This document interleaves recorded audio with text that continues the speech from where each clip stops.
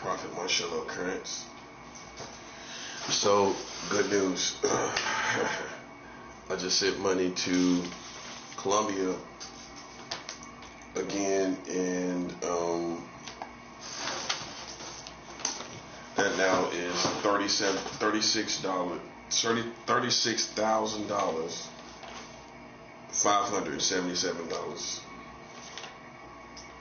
$36,577.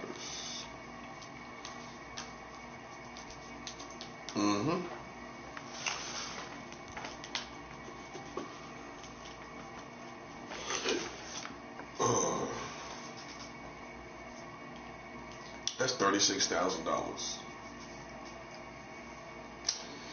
And it's spiritual warfare. It's spiritual warfare. You know, I tell people that's twice, because I was supposed to send money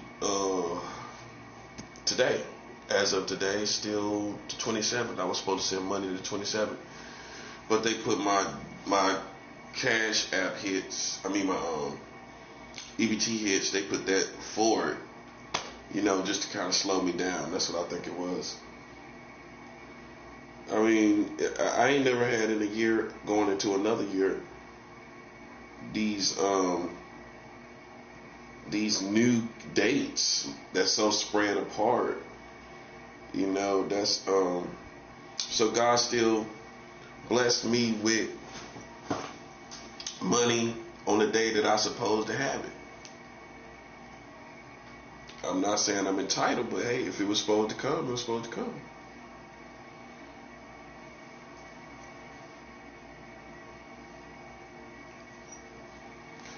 You know, I just got done watching Jean-Michel Basquiat. Jean-Michel Basquiat. And what I realized what I'm doing is kind of like a sense of art, you know, and ground level spiritual warfare, kind of like what Jean-Michel Basquiat was doing in painting and art. I'm doing that in spiritual warfare. You know, I'm just pulling it together. You know, to give you an example, this is like my offerings. I'm like up to $8,023, $8,000.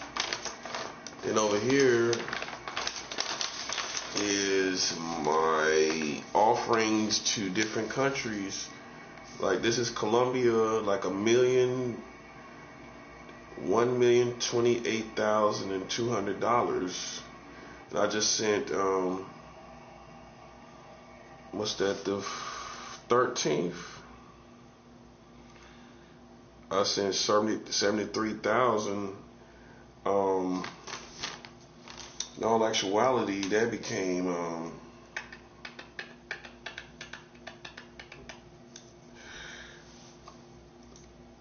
the 13th.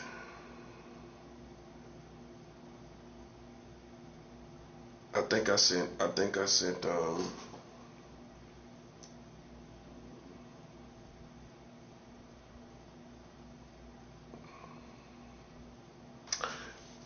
I sent reason why I'm hesitating, because it was some dates. Yeah, the 13th, I actually sent $71,000 down there. Yeah. And then after the 14th, I actually sent $73,000. I made a $71,000 transaction down there to Colombia, and then a $73,000 transaction, and $1 million transaction. And today I just made, while watching Jean-Michel Basquiat, while watching him, one of my family members, my auntie, sent me a Cash App hit while I was watching John Michel Basquiat, and I sent the money, got out the tub right away. I was watching him in the tub and got out the tub right away, and wanted to make sure, I admire him just for his. I think he's in a class of his own. I don't think nobody actually was ever like him, or even close to him. I will note that, and I really didn't listen to him talk until tonight.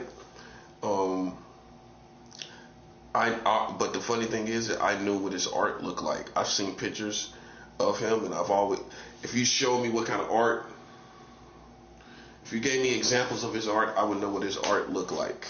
That's what was unique. He had this very unorthodox approach to giving messages, and I think he had more stronger messages in his paintings than most artists. If you really think about it, he had more stronger messages. Like some people, they have a pretty decent message in the art, but his message was more super intentional. You know what I mean? You could almost say that's what drove the art, was a message. It's like the message made the art. It's kind of different when the message makes the art. You know what I mean? It's kind of a whole different lane when the message that you set out to make actually forms the art.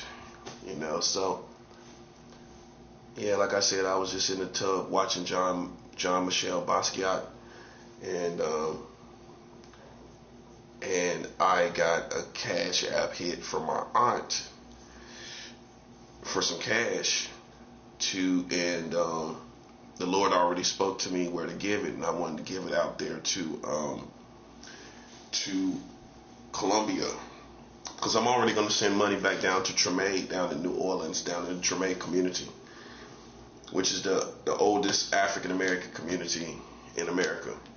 I already sent money down there yesterday, and I'm going to send more cash down there tomorrow, well, the 29th, basically in a day's time. And I'm going to send some money out to California to my Mexican friend, my Mexican brothers and sisters out there in California. So, they hold me down. I've known them for about 2 years, so yeah, but I'm really excited about the Treme community, what kind of results. I can feel the spirituality, and usually that's a very good sign for me. I usually go by, when I give offerings, spiritual offerings, I usually go by the spirituality of what happens after that. I can feel it, the change, and I just felt real close to Jesus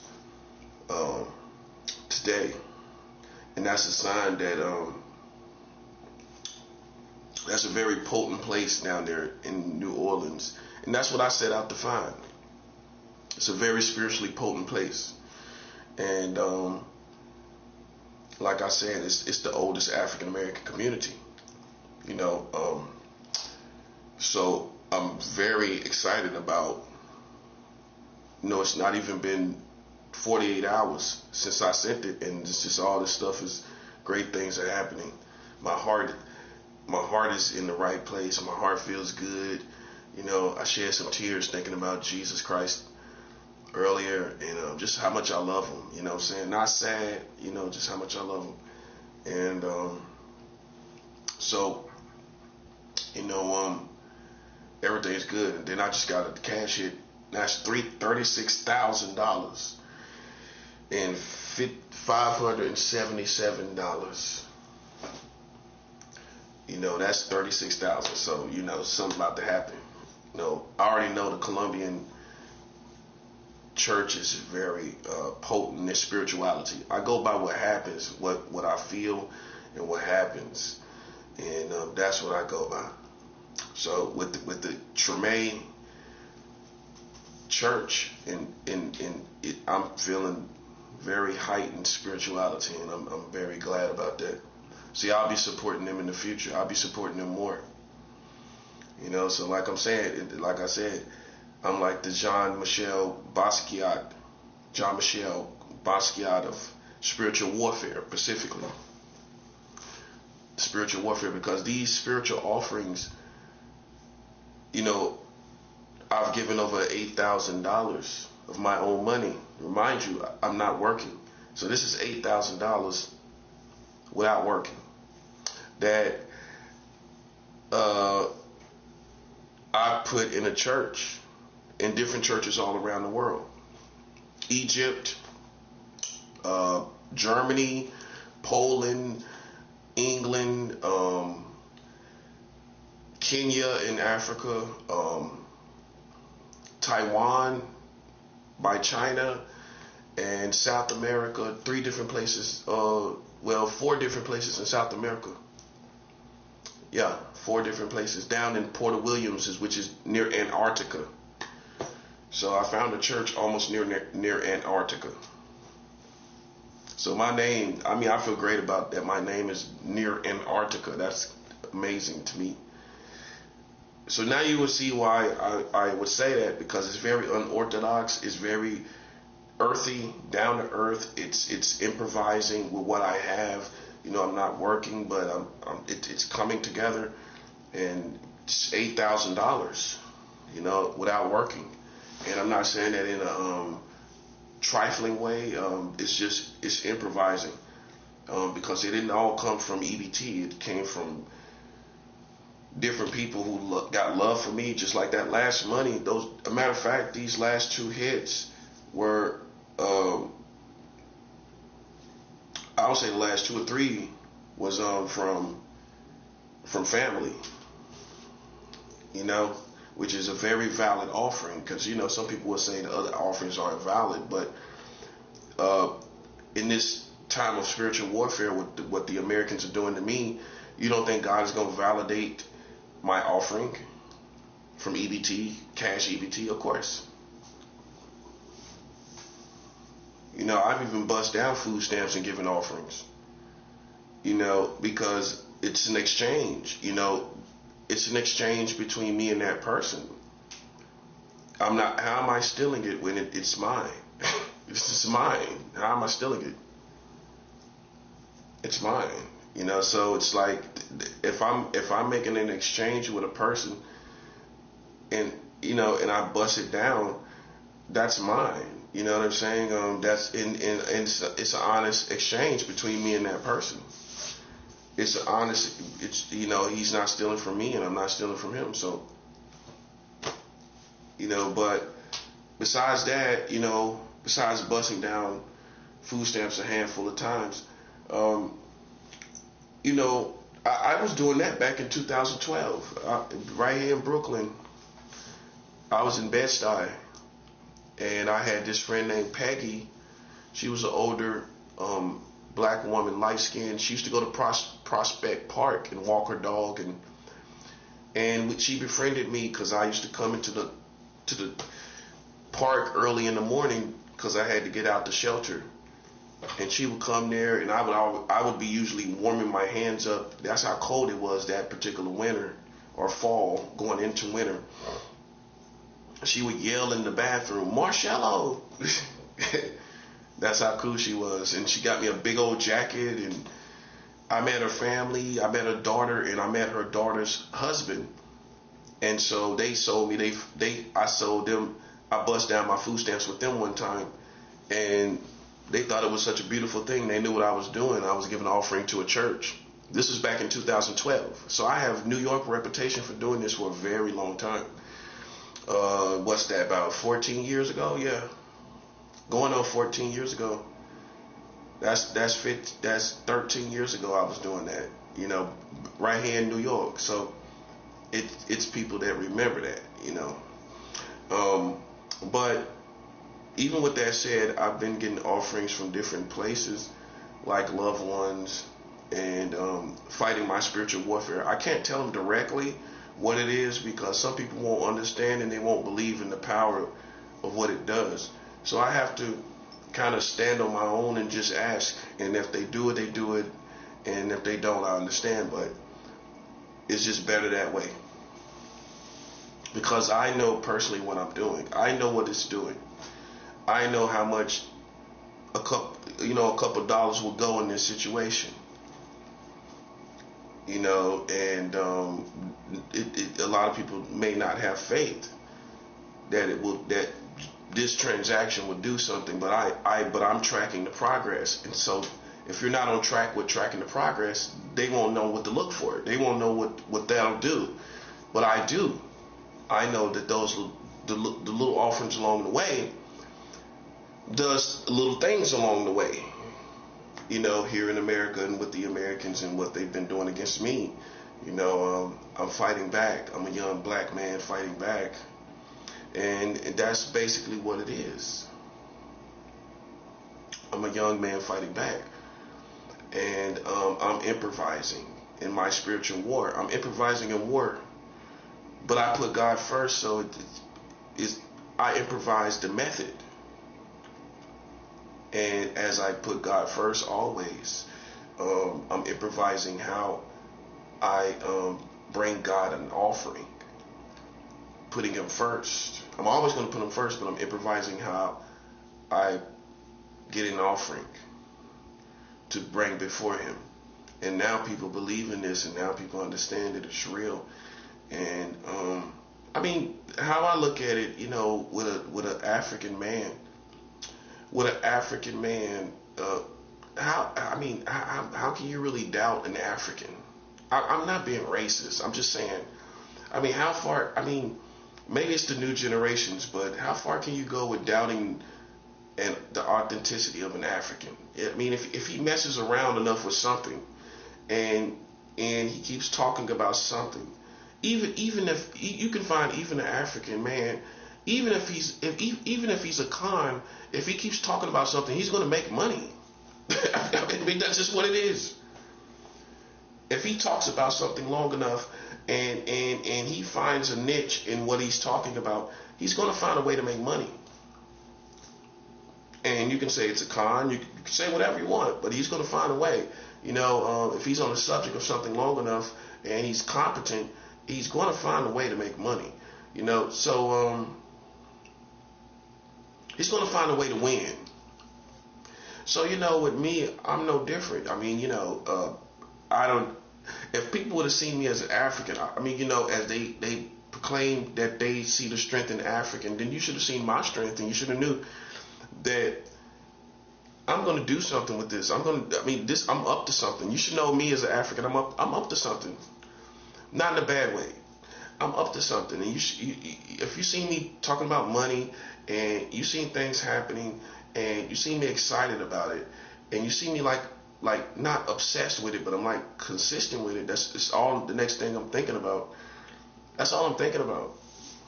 Like, even when I was in a relationship with a woman, I didn't even get clothes. I didn't even get new clothes to impress her. I didn't even get new shoes to impress her. I just kept putting my money out here, and then there was a war in the Middle East after that, at the end of the year. So, things have been escalating in the world, and I don't think people understand our objective. It's total chaos against those who oppose. It's total chaos against those who oppose. And the message is going to be understood that God's kingdom is going to be respected, just like people respect the streets and the gangsters and the thugs on the streets. We're going to be respected just like that, as God's true disciples and God's true people. And so I found an unorthodox way to where it's working between these videos, and just so happen to be living here in Brooklyn. It's not on purpose, but it's building credibility and for me, and without me trying to. And it's building. It's praise to God. It's putting on for Jesus. So this unorthodox way. If you go listen to another Christian in America, they might tell you that this is not working, or my heart isn't in the right place. I'm doing it with malicious intentions, or my intentions are not right. You think God is going to hold back you don't think he's going to accept my offering when people have been gang stalking me, playing with my health, doing all kind of things against me like little clowns, You think God is not gonna be? You think God is gonna hold me to some rules of the same people that played with me? No. Which means my offerings are valid, whether you accept it or not. My offerings are valid because of the times that I'm in, and God see what I'm going through, and I'm His servant. You think He's going to hold back my offering? No. You think He's not going to accept it? Of course, He's not. Of course, He's going to accept it. You know. So if you went and talked to people that was technical about my offering, I hate to tell you, God is looking at the whole situation, and them being the enemy, these are spoils of war, and you don't think He's going to let me use the spoil? You think He's going to hold me to rules while I'm at war with these people and I'm in these spoils of war? You think He's going to hold me to any rules? No. I can take what I have and I can work it and do what I want with it because of the circumstances of a war that's against me. See, I know my God, you know. I don't need, you know, a preacher to come in and try to tell me what I'm doing, actually okay what I'm doing. You want to try to bring a preacher in to okay what I'm doing. I know it's working. I know it's working. And you know, I'm glad I'm not lonely. You know, I would love to have a woman in my life, but I'm not lonely. I'm okay. And I'm fighting my spiritual war. I mean, like I said, you know, for people I guess you got a new generation of Africans that don't think in terms of or understand African strength until now. You know, how far African strength can go. Because what you're thinking about is you're looking at the technicalities or the equations of what you're doing and what you feel that should do to a person, but it's not doing it to me. And I would think a smart person would say, well, what we equated that this would do is not working on this guy. So why isn't it working? Because he has African strength. That's what some people would say. That's part of it. But I foundationally would say it's God's strength and God. God's strength and African strength. Make sense? My spiritual strength that He gives me is His strength. And He's doing things outside of the strength that He's given me and bestowed upon me. He's doing things outside of that, and with the angels, and I have African strength. Okay, so you know, I would think another African would consider African strength. That's just me. I don't know. You know, so you know, that's basically where I'm at with mine. You know what I'm saying? That's where I'm at today. You know, it's just a beautiful situation. You know, I just got to send $36,000. I mean, just when people thought I was done, you know, because it's a day later since I sent the offering yesterday down to New Orleans. And they received the offering today because they was at church today for a Bible study. So I know they got the money today, which is perfect. I didn't expect that to happen. I didn't line it up like that. That's God's power.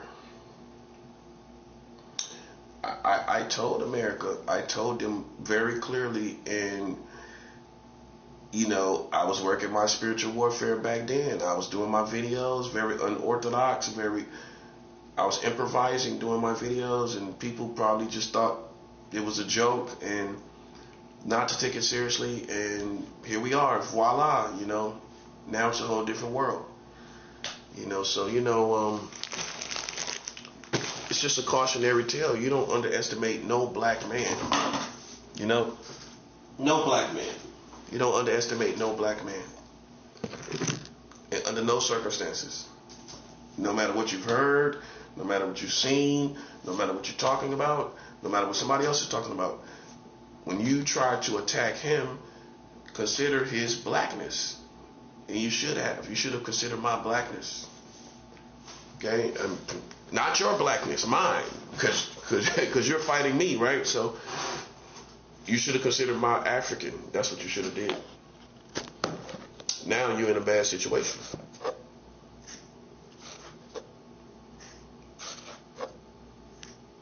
black man gonna survive. A black man ain't gonna be. You ain't gonna beat him. You ain't gonna beat me easily. You should have knew that.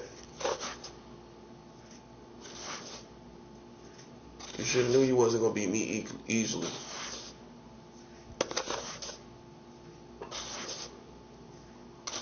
Now they look like clowns out there. You know what I'm saying? And you're trying to find a way to look good. Now you see the lineup, right? It's like I'm looking great. I'm looking like art myself, you know? And it's no way they can save face. It's no way they can make themselves look good in this picture. If it was art, I look good. I look bold. I look vibrant. Regal even, you know? Even regal. Now look at all the background of my enemies, and it's pathetic. It's scavengers, little scavenger animals or something. I mean, that's what you would put in the background, right? In this situation, like some scavenger, like type of creatures or something. You know, see, I became one of those earthy kind of creative Africans that you usually respect. I became one. You just didn't know what I was doing. I became one in spirituality, according to spirituality,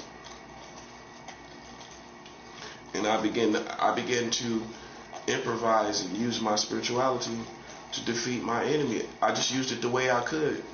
I did what I already knew what to do, because giving offerings, like I told you, I was doing that in Bed-Stuy before I even had any war against the Americans. I was just giving offerings because I love God. You know what I'm saying? And I need His direction. I always need His direction. So I was already giving offerings way back in 13 years ago without a war, you know. So when the war broke out, I just did what I was always doing.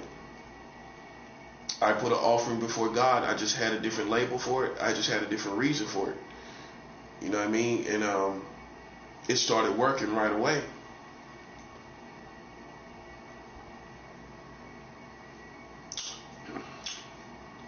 Technically speaking, it's 7 years later almost since I started my offerings. This year will make 7 years since I've been giving offerings, technically speaking. And so it's been 7 years consistently since then. It's been consistently every year. It's been offerings that I've been giving every year for the past 7 years.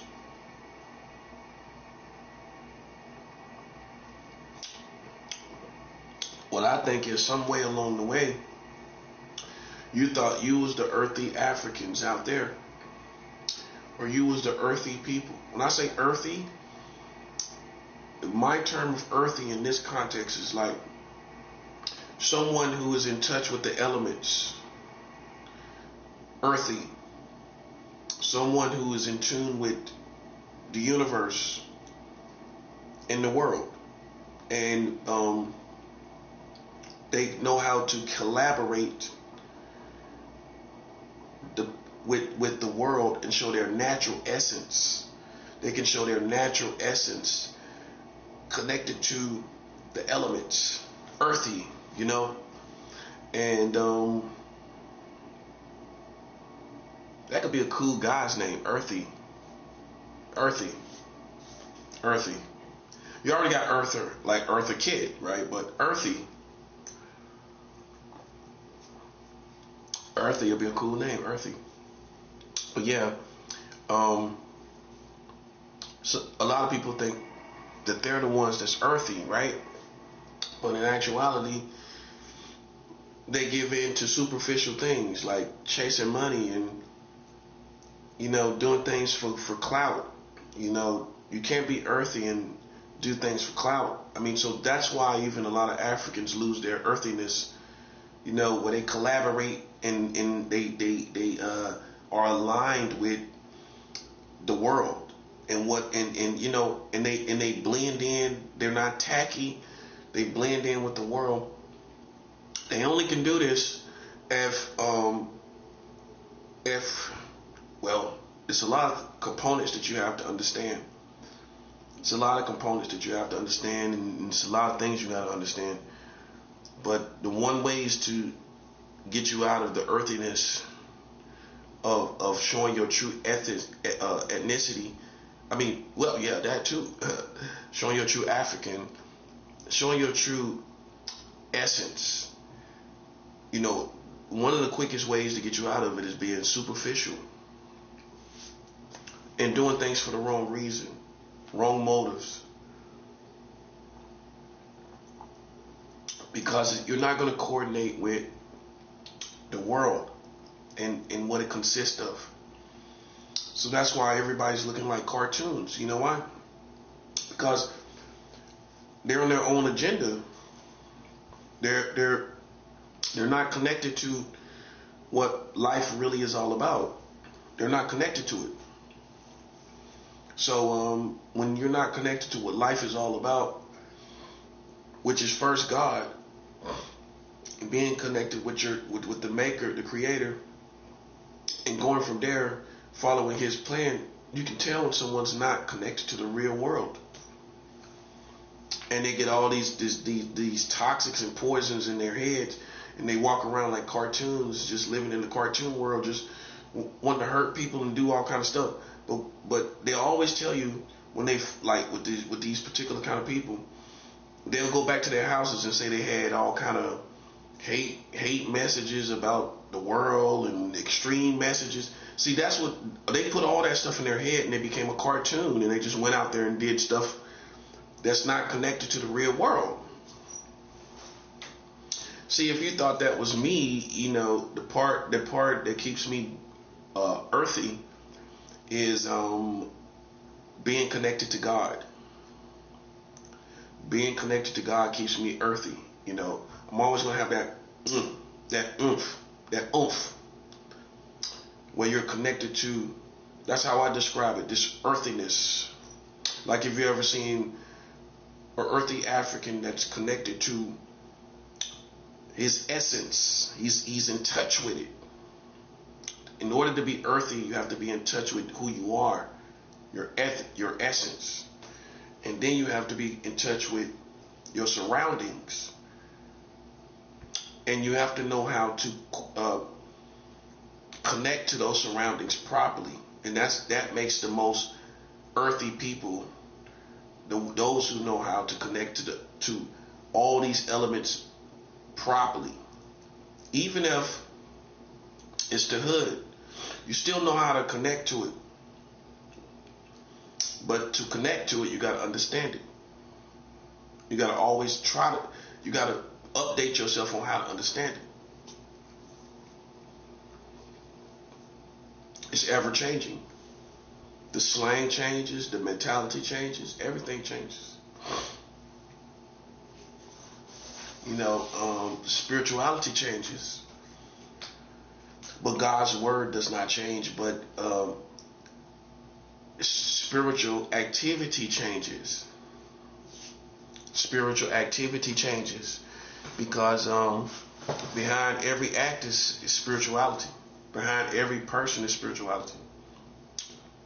Even if they decide not to serve God, there's still energy behind that person. There's no person walking around, no human being, that is not spiritual. Everybody's spiritual. Now, to connect to it and to know how to use it is a whole different ballgame. Some people never learn how to use their spirituality. So the more people chase the world and what it consists of, they get away from the earthiness. It's easy to do it, and I'm telling you the easiest way that people are doing it now is, you might not like this, but it's the truth. When men go with other men and when women go with other women, it's impossible to be earthy because you can't connect to the real world like you're supposed to. So you can't be earthy and coordinate and align properly spiritually with the real surroundings if you're not with when you're with the same sex. Okay, I'm not saying you have to be with a man if you're a woman, or if you're a man you have to be with a woman, and vice versa for women. But when you definitely do wind up with the same sex, you're not in line with true spirituality. It's impossible. There has to be spiritual manipulation through witchcraft and divination, and that's why you'll find a lot of times that the gay and lesbian community is trying to manipulate spirituality, or using spirituality to manipulate the elements, because they don't coordinate and they don't align with the natural essence of how everything should be. There's your essence, and then there's the essence of how everything should be, and they're not going to line up with the essence of how everything should be. Because my point of view is this, is that if we all were lesbians, then the world would die. If there was nothing but lesbians, the world would die because of reproduction, no reproduction. So I don't try to argue with people. I go back to the real setting, the real art of how everything is and how it works, right? And it works a certain way. And if women were all lesbians, we would all die. So then how can you fight that kind of logic? How can you fight that kind of understanding? And be serious and really be acting like you're talking about something, when in actuality it doesn't matter what you feel. I'm not talking about what you feel. See, feelings, you can find pleasure in anything. I mean, you can find pleasure with putting a bottle up your butt, if you know it. I mean, I'm just being honest. I mean, you can put a bottle up your butt and you can find pleasure out of that.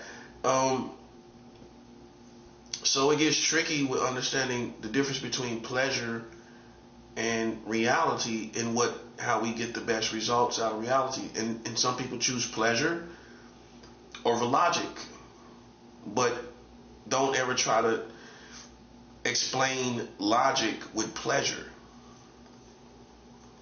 because you chose pleasure. So the logic behind it, or the reality behind it, is you're not going to, when you with the same sex, you're not going to be able to talk about logic anymore on a full scale level.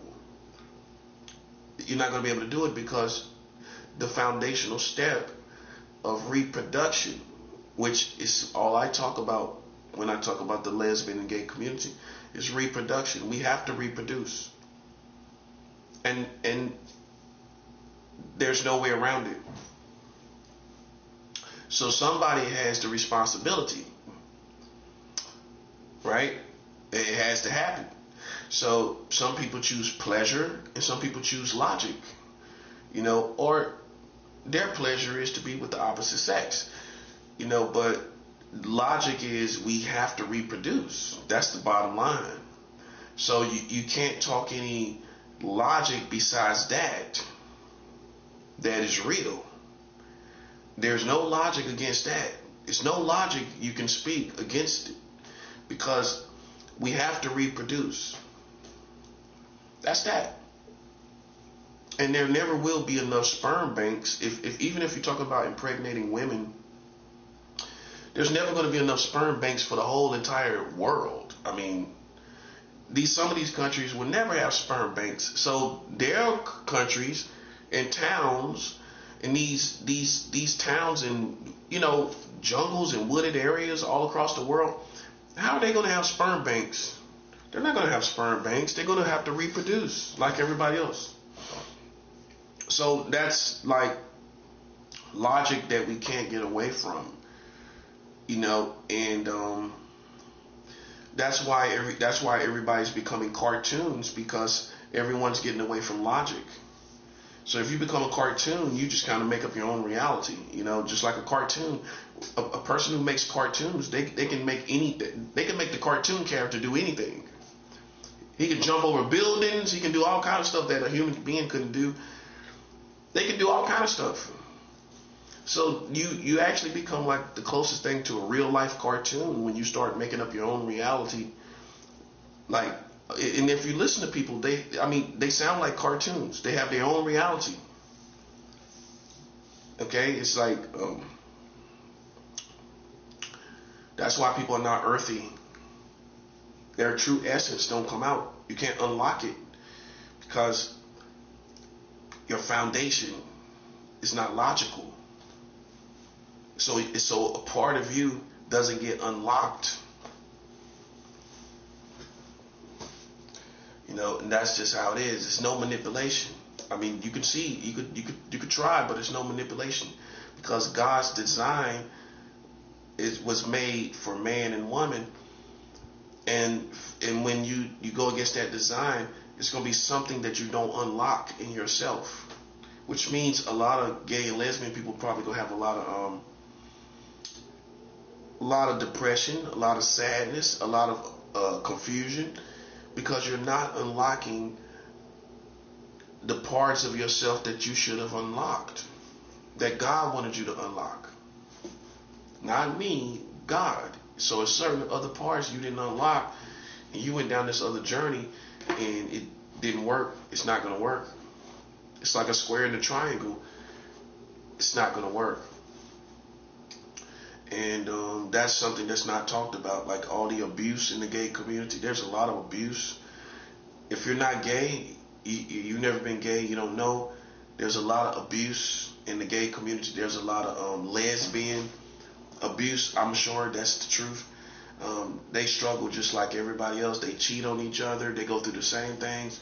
See, the only conversation they're used to having with the Americans is, we just want to be together with the gay people. We just want to be with my gay partner. Or she just want to be with her lesbian partner. That's the only conversation.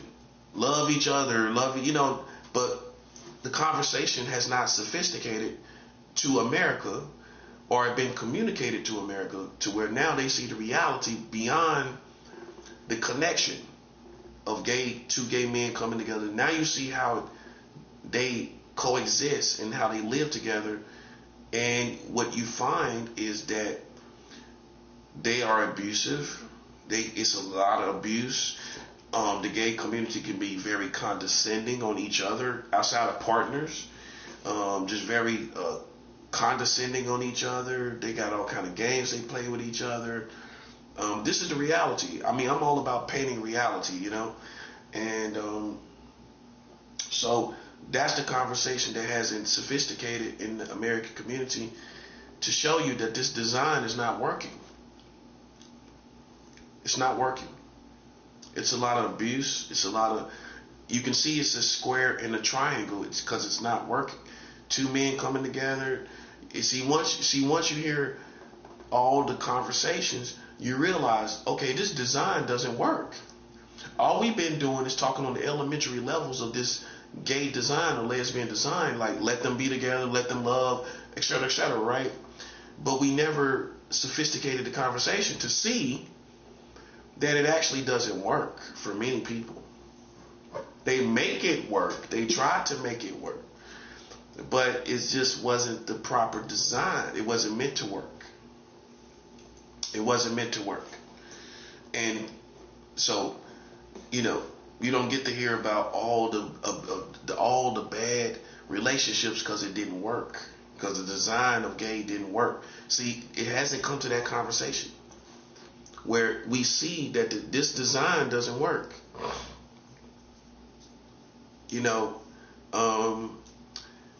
It's not working. They're abusive. They even kill each other sometimes. Not too long ago, I heard about this lesbian cop killing her lover, and the person that the lover was with I think she might have killed herself too, but maybe she didn't. I don't think she did, but she killed 2 other people. This is when love goes wrong. This is when lesbian goes wrong. It didn't go right. It didn't go right. It didn't go right. It didn't work out. She died. They died. So then, see, these stories don't get the proper publicity. So now you can see, okay, this is when they gave it a shot. They tried to do it this way. They lived together. They had money. They shopped. They ate together. They coexist. They cohabitated together. And it didn't work. So I'm not fighting you on whether there's pleasure. There's pleasure in, like I said, even putting a bottle under up your butt if you do it the right way. Some people are going to find pleasure in that. So you can find pleasure in many things, right? Back to improvising. If you can improvise, you could say gay is improvising to try to find love and improvising for pleasure. You could say lesbian is improvising. You know, when you don't have a man, so these 2 women come together and try to, let's just say on a night where it's not really the intention, you know, and they improvise sexually, right, to please each other at that moment in time. That's a form of improvising, but in all cases, and not in all, you know, in some cases, improvising doesn't work, or it doesn't work long term. How many times have you rigged things together? It worked for the moment, but you already know it's not going to work for a long time. Like I'm talking about, like rigging. Men know what I'm talking about, like rigging technology together, rigging, particularly technology. If you can know you're going to rig this together, but it's not going to work for a very long time. You already know that going in, you know, because you can see the frailty of the situation. You can see the frailty of the elements of the technology, and you can tell, okay, wear and tear, that's not going to really last a long time. So it's kind of the same thing, I think, with most gay relationships. Wear and tear, it's not going to work. Wear and tear lesbian is not going to work because it's not designed to work. It's improvising. And see, some people think because it kind of worked, the improvising kind of worked, they'll say that's the full design of how it's supposed to be in reality, and that's how it's supposed to be. But you have free will to do what you want to do, you know. And so through sexual improvising, you can find pleasure. Don't get me. You can find pleasure, but look at the full design, and consider also the logical design that we as humanity, the foundational design, which is we as humanity would die if everybody wanted to live this way. And that's how we know it's not the profitable design for humanity. Because if it was, then it would be profitable for everyone. Better to say, it would be applicable to anyone as an option. But we all can't have it as an option. So obviously, it's not by design. This type of sexuality is not by the design of humanity, because it would work naturally with everyone, and we couldn't do it because of reproduction. And that's how I break it down, and that's all I break it down to. Now, you getting into how you feel, back to what I said. The element of pleasure is not the element of logic and the element of common sense. You can talk about all the feelings that you feel because you're human. You can go through all types of feelings for men or women or both. And that's you as a human. But logic is set aside from your design as a map to how we navigate as human beings. You're outside of that. I mean, you don't have any control over it, really. Just like you don't have any control over the sun and when it chooses to shine, and the moon, you don't have any control over certain things. Our design and its functionality and how it navigates to where it produces for us as humanity through having children, no one has control over that design for it to be usurped over and something else to be in place of it. No one can control how powerful that design is. They will always be second to that. Everything they doing is always going to be secondary. Everything a gay man or a lesbian do is always secondary, and it's never going to change. And this is why, because of the logical reality of reproduction, that's just what it is. Nothing's going to usurp over that. Nothing we do is not, no matter how far we go into the future, reproduction is reproduction. And it's done with a man and a woman.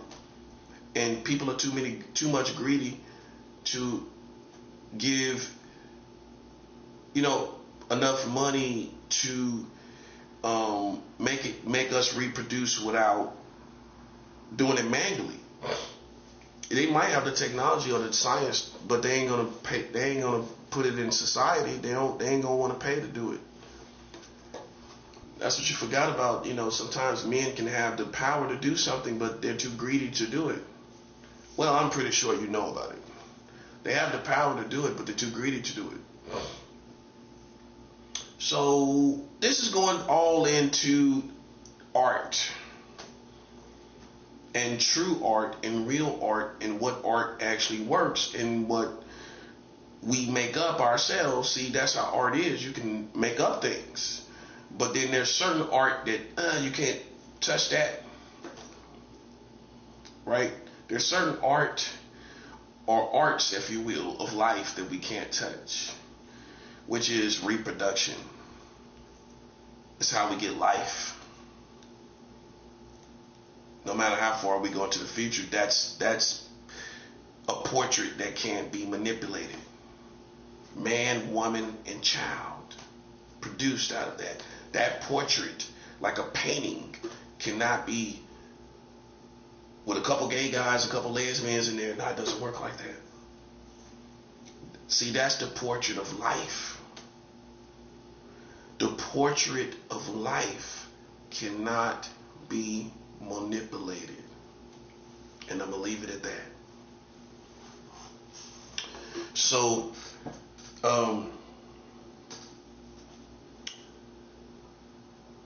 these offerings that I'm giving is very important to our success. What I noticed is it's a lot of people that do not give offerings, but they'll fast, they'll pray, they'll do everything else.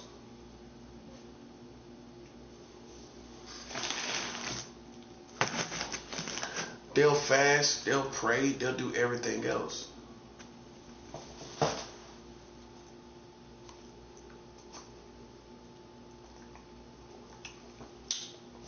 They'll fast, they'll fast and pray. And that's, listen, I do it. I just came off a fast a day ago, a 3-day fast, no food, just water. But you gotta have, in this war we are in 2026, we will be further along as the body of Christ. We will be further along if people learn the art of fasting. I mean, the art of giving offerings. That's what's like I'm like, it's people that do it. Don't get me wrong. With all these churches, I know people are doing it. But many people are not consistent. This is why the non-denominational church really never. If I want to slow down, and I always make it light. I shed light on this all the time. Why do you think all these non-denominational Christians never got a harvest? The harvest that they wanted. The real harvest that they wanted. They gave all this money here and there, but why didn't it happen? I'm going to tell you why it didn't happen. Because foundationally, you had the right principles, but you were not consistent enough for it to happen. You gave based on your logic. You gave when you could, and that's not how it works. That's like saying I pray when I can. That's like saying I'm a fast when I can. Then you shouldn't expect great results. It's the same thing with giving offerings. People gave offerings here and there, and it wasn't consistent. And then they didn't take their offering to $1,000 level. They just, many non-denominational Christians can tell you, I only gave hundreds of dollars. That's absolutely right. That's all you did. The average American non-denominational Christian gave hundreds of dollars. They never gave $1,000 at one time. I did. I've actually given $1,000 at one time of my own money that I worked for. I worked for it. I sweat. I went out here and worked, clocked in, clocked out, made a check, took that money and took $1,000 out of that money and put it in God's house. Just in case you might have thought, oh, well, it's easy to give away money you get on EBT. That's how people gonna think. It's easy to give away money you ain't work for it. Oh, I gave away more. I mean, at one time, yeah. That I worked for. I gave away more than I worked for at one time. I gave $1,000 more than one time. And that's the next level. This is why the whole non-denominational movement in America did not get the harvest. You heard about sowing seed all those years. My question to you is why you didn't get the harvest. You heard all these messages that fired you up, and you knew it was right. And even some sinners can say, that sounds right. I mean, I believe so. And you sent a little money too, didn't you? But guess what? You didn't send $1,000, did you? No, you didn't. No, you didn't. I'm trying to show you why it don't happen. I'm not trying to get more money out of you because I'm not getting, you know what I mean? So you can't say that's the motive. I'm telling you why it didn't happen. And I did it on my own. I thought it just was logic to me as a young man that I need to give more. I want to give more. It was just logical to me. Like, I want to give more.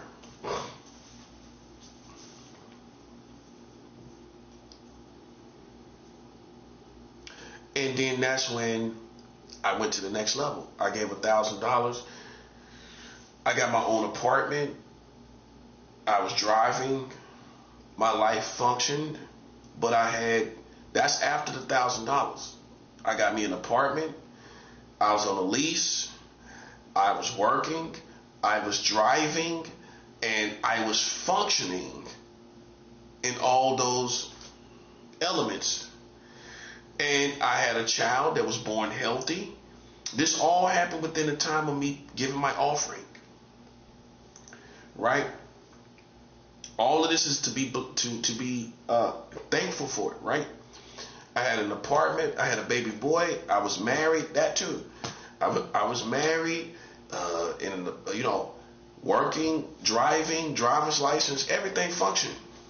That's all part of the harvest, right? That's after I gave $1,000 twice before that even happened. Within a period of December 2026 to January 2007, So from December 2006 to January 2007, so in a couple months time, I gave two $1,000 transactions. Then my life fell in line, glory to God, with my own apartment, a baby boy that was born healthy, driving license, working, apartment, on the lease, everything functioning. The harvest is part of is everything functioning. That's part of it. Everything functioning as it's supposed to. But you here's the thing. This is from experience. If you give offerings like I did, and you get the harvest, you seen everything, how my life functioned. I had it all going on. I was functioning as a father. My routine was to take my son to his grandmother's house, which was my mother-in-law, drop him off first, drop my wife off at her job, and I keep the car and go drive to my job. So I functioned like a competent, real man. That's what I want you to know. Because some people, listen, I don't judge people, but some people can't function like that, buddy. And we know that, don't we? You know, think about it. You know, some people are kind of okey-doke, kind of, how do I put this? They're not on that level of competency where they can function, where they can drive and take their child to work, to the babysitter, drive and take their wife to work and take the car and come back in one piece and take the car and go to work. And I functioned like that. And, you know, God empowered my functionality. But if you're in with the wrong person, all the harvest that you work for to put the offering before God can be destroyed with the wrong person that don't want nothing out of life. That don't, my ex-wife, you know, not really realizing how good you got it. When you can stand on your own 2 feet, you got a child in the world, you're working, you're driving a car, you know what I mean?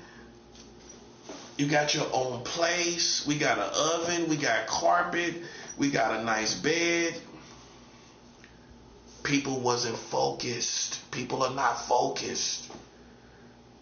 And then when they go 10 years after that, they realize what they had. What it takes is a little struggle later on in life to realize, you know what? I should have just shut up and sat down somewhere. No, it's not about being a slave or a doormat for somebody, but maybe I was being difficult. Maybe I was being difficult. Maybe I didn't know what it was to be a husband. Maybe I didn't know what it was to be a wife. Maybe I wasn't looking at the functionality of it all. Maybe I wasn't earthy enough. I wasn't connected to the elements of life. Well, I can see my son right here and knowing I'm not going to jeopardize that. See, that's how you get connected with the elements. See, if you're not connected to the elements, back to being earthy. If you're not connected to the elements, you're going to think about yourself. Because you're not connected to the elements around you. Besides your husband, you're going to look at your life. You living there too. You ain't trying to go back to your mom's house, right? You ain't trying to go back to your dad's house. You living there too. You have a right to be there too. So you start looking at that. Hey, I got to stay connected to these elements. I got to stay with this. This is my situation. This is my situation too. You know what my ex-wife told me? Oh, she's not going to pay for me to have a place to stay. Bro, but you're there too. But see how she looking at it? See, it's some people that are so enabled, they rather stay at their parents' house and save money and live off their parents and save money. That's what it was. I guarantee you, in my life, that's what it was. My ex-wife wanted to go and stay with her dad and just stack money. And he remind you, he the type of man that you ain't got to pay no rent. Just get your money and you know what I'm saying, stack it. He that type of guy. So she could stay there and just stack her money. And a woman, that type of woman, that's what she wanted to do. She wanted to stay there and stack her money with her dad. She didn't like putting her money out that she worked for. You got them type of women. They don't want to pay bills. They don't want to spend the money they work for on bills. And then you got some people like me. If I'm broke, long as I got a place to stay, I got food, I got my wife, I got my baby, I'm good. I got a couple dollars left. That's okay. And I'm content with that. It's some people, if they spend all their money, they feel depressed. They not looking at what they got and what they spent the money on. Because that doesn't, they too young for that to matter to them. Or for you to realize this is what you're gonna be paying money for anyway. You gonna have to function like this anyway. Where you spend all you got on a place to live, food, your child, and your family, your husband, and driving a car and going, doing and paying for gas, all that. See, sometimes in life, when people get it too young, they lose it before they even have it. Because you didn't know what you had. You didn't realize you got it too good. But see, that's when you connected to the right people. When you connected to somebody like me, we're going to get it. But you was too young to appreciate it. So, the one thing about it, though, this is what I learned. When you start getting a harvest, when you start going out to get a harvest, make sure you got the right person in your life. This is from my story that you just heard. Make sure you got the right person in your life while you're making harvests, if you will. If you're sowing seed into ministries over $1,000, that now you're on the right track. You're going to get a functionality where you function properly in society, working, apartment, car. God gonna empower you when you start giving thousands of dollars. He's going to empower your functionality. Where some people can't even function and drive a car and go to work and everything like that. They barely doing it. God's going. I can testify. God will empower your functionality. But here's the problem. And you listen, and you can't take that for granted. Some people barely hanging on. They can't function going back and forth to work. Because it could be for a boss, or it could be at the job, with things at the job, or things at home, and things can just happen where that functionality is not like it's supposed to be. So you're grateful for that, and that's one of your foundations. You got to have that. You got to have that functionality, and I had it, you know what I mean? But you can't have that functionality with the wrong person. Because listen, they'll throw it all away. Let's just say cheating is their thing. They'll go cheat and throw everywhere, all the harvest, everything you work for. Now you can't stand to sleep with that person. You don't want to live with that person. That's understandable. You feel disrespected. Now you don't put a harvest in this situation with this person. Your harvest then came into the situation with this person. You're functioning, you're both functioning, y'all got functionality, and this person throws it away by going and cheating on you. Right? Throws away everything. That's why you got to make sure. And the thing about it, it's never, the thing about human nature is, even if you're sure, people still can change. Let's say you do got the right woman. Y'all function like you're supposed to. Y'all got functionality. You're both working. You're both, everything going good.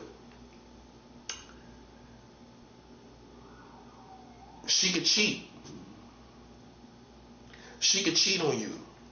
She could throw it all away. She could not appreciate it, not know what she got. That's why y'all gotta sit down. You gotta know. You gotta know for sure. Or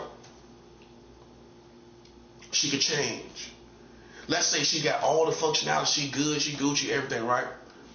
Ain't nothing going wrong. And then she just changed. Maybe after 2 or 3 years, she just changed as a person. Because you're going to grow as a person. Your job can change you. Your responsibilities at your job, your boss can change you. Things at your job can change. People at your job can change you. Deaths in the family, you're going to have that. You're going to have all kind of things going on in your personal family, your intermediate circle. You're going to go through things with your intermediate circle. And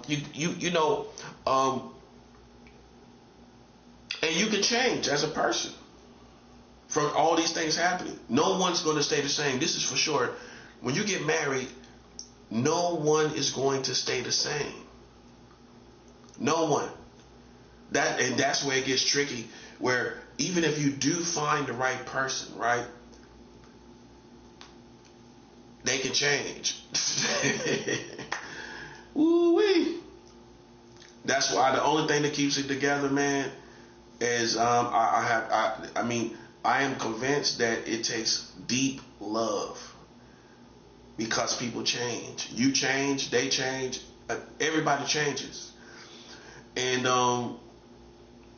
you might change for the better. You might get more serious in your walk with God as a Christian, and your spouse is dragging along.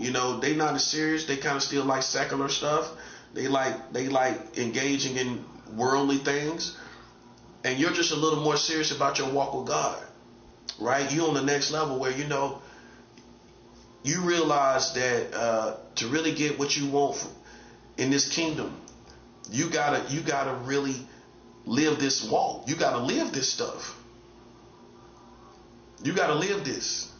You want something from the Lord, you gotta live it, man.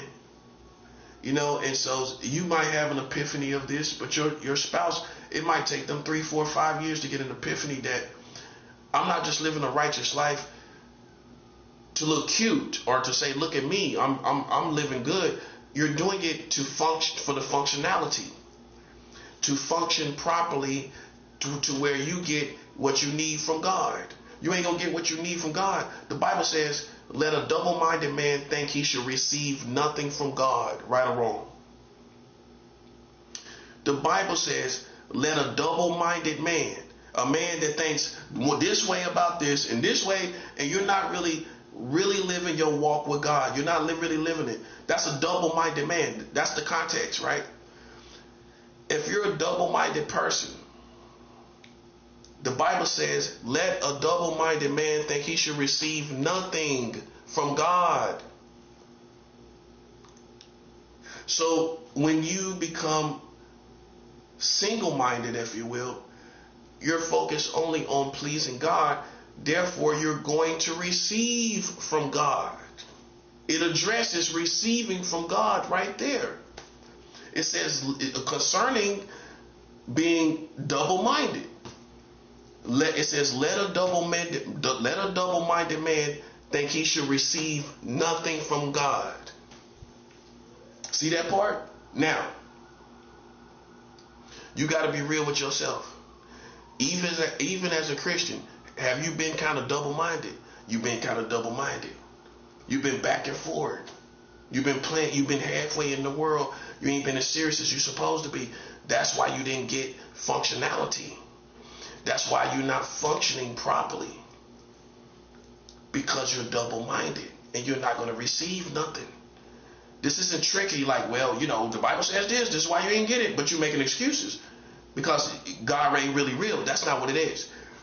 Some people have not really ever done it like it's supposed to be done, and they don't want to accept it. Even when it comes to giving. All right, giving offerings, right? When you give offerings, like I said, some people have given hundreds and hundreds and hundreds of dollars, but they never gave thousands. Yo, you good in it? I am doing videos. All right. Okay.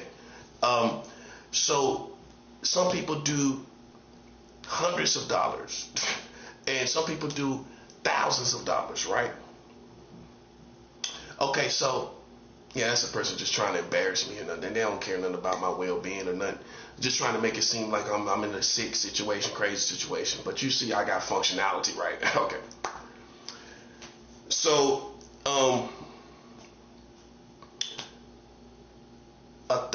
thousands of dollars. This is why you didn't get the functionality, because you didn't do enough of the right things. I told you, man. I told you. I'm like John Michelle. I'm like John Michelle with this. Okay. So you gotta understand, man.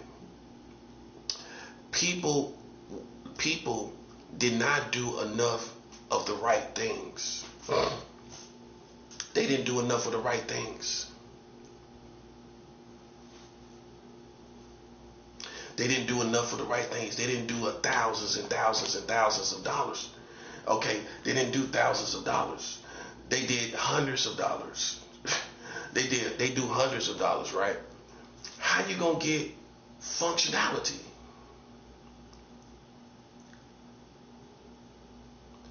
Out of hundreds of dollars all your life as a grown man or woman, you got to give thousands to get many things as an adult, to get all kind of stuff, to get cars, to get functionality.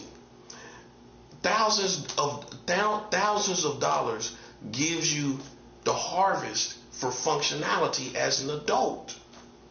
You can't sow hundreds of dollars and get functionality as a full grown man or woman in this kingdom. Okay, you have to give thousands, and now that's the realm that most adults live in. You don't live in hundreds of thousands. So what's the realm that most Americans live in even to this day? Thousands, not hundreds of thousands. Most people don't get hundreds of thousands, not even really tens of thousands. You're constantly dealing with thousands, right? So even if you're making a little bit of money, you can still save up. I can prove it. I was making, you ain't gonna believe this, I was making $7 an hour, working, functioning, $7 an hour. I saved $1,000 twice. Mind you, I'm buying other stuff. I'm out of that money, but I'm saving as the checks progress, right? I saved $1,000 twice out of $7 an hour. So my point is this. You can't say it's not possible. You can't say it's not possible. You can't say it's not possible. Even if you're making like $7 an hour, right? It's still possible. I done it. So the point is, some people say, well, I don't make enough money. I just told you I was making $7 an hour and I did it. Oh, I got responsibilities. You still can pinch until you get it. You can still put $20 aside, even if it's an extra $20. Eventually, you're gonna get $1,000. Where there's a will, there's a way. You could save $20, and then $50 come, and then $100 come, and then a lump sum come out of nowhere, where you get maybe even an extra additional $500, a bonus check or something like that. It's unique. Everybody's situation is unique. You don't know how that money will come up in your situation.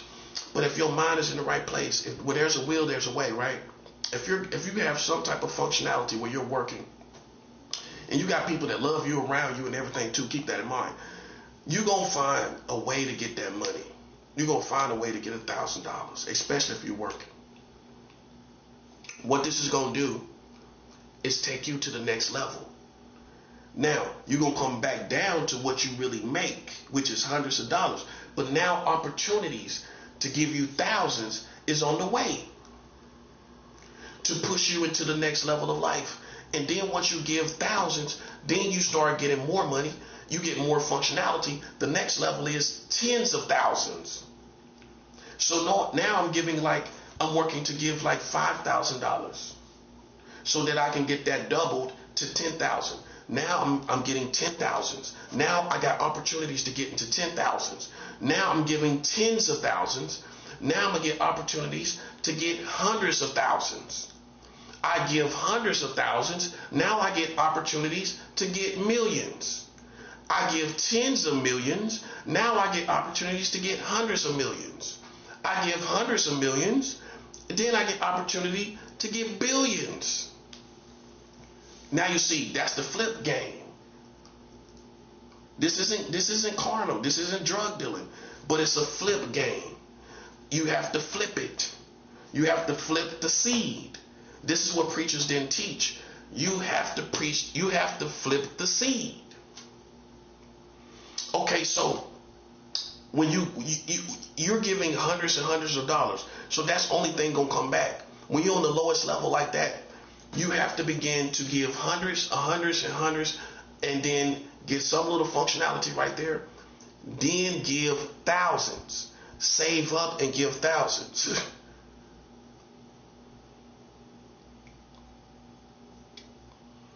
Then you give thousands. Okay? So then now, but you save up for it. If you can't get to the next level, that means you got to save for it. That means you got to save for the next level, as far as the harvest. If you're giving hundreds and hundreds of dollars and you're not getting a harvest into the thousands, you're not getting anything like that, right? Okay, so what you have to do is make sure that you have to save $1,000, like I did. I saved $1,000 off of $7 an hour. I put that $1,000 in God's kingdom. I got an apartment. I had a job. Oh, keep in mind, part of my functionality being empowered, that's the first time I transferred with one business, with one job business to another state. I'm that dude that got a transfer because off the credibility of how good I work, from North Carolina to Florida with the same company. So I transferred from one state to the other after I gave that $1,000.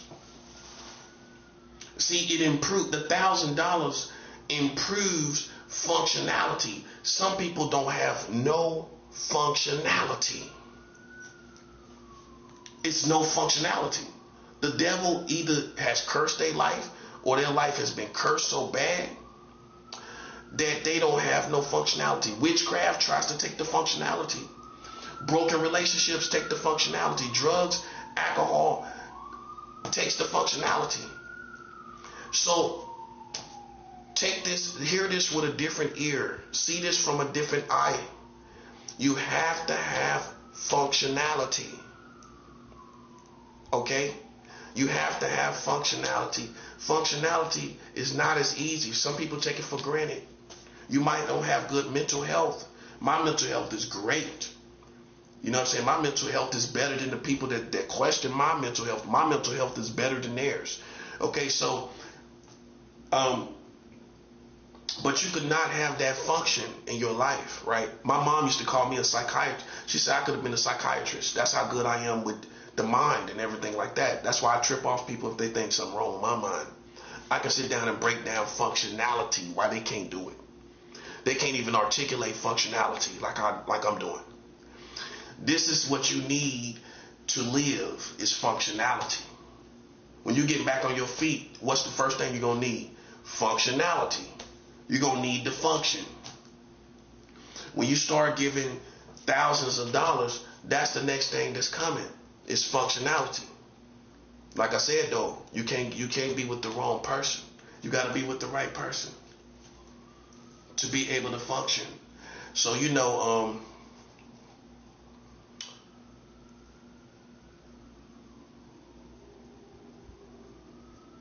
need that $1,000 offering to get to the next level of functionality in your life. You might be living with your family, you might be living with your mama, and that happens. You know, that happens. You might fall on hard times. You might have left and fell on hard times, and that happens, right? Okay, so you need that $1,000. Even in that time, they're gonna tell you to save money. Don't give no offerings. You got to do things on your own. See, when you really sow and you really give as a lifestyle, it's a personal journey, because a lot of people is not going to agree with it. They're not going to agree with it.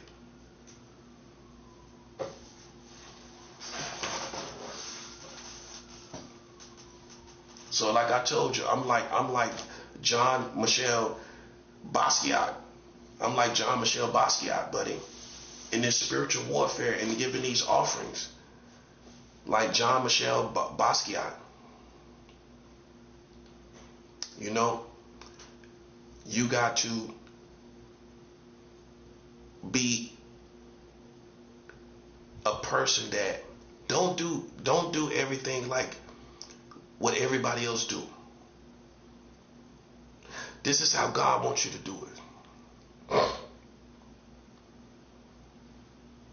This is like being John Michel Basquiat in spiritual warfare.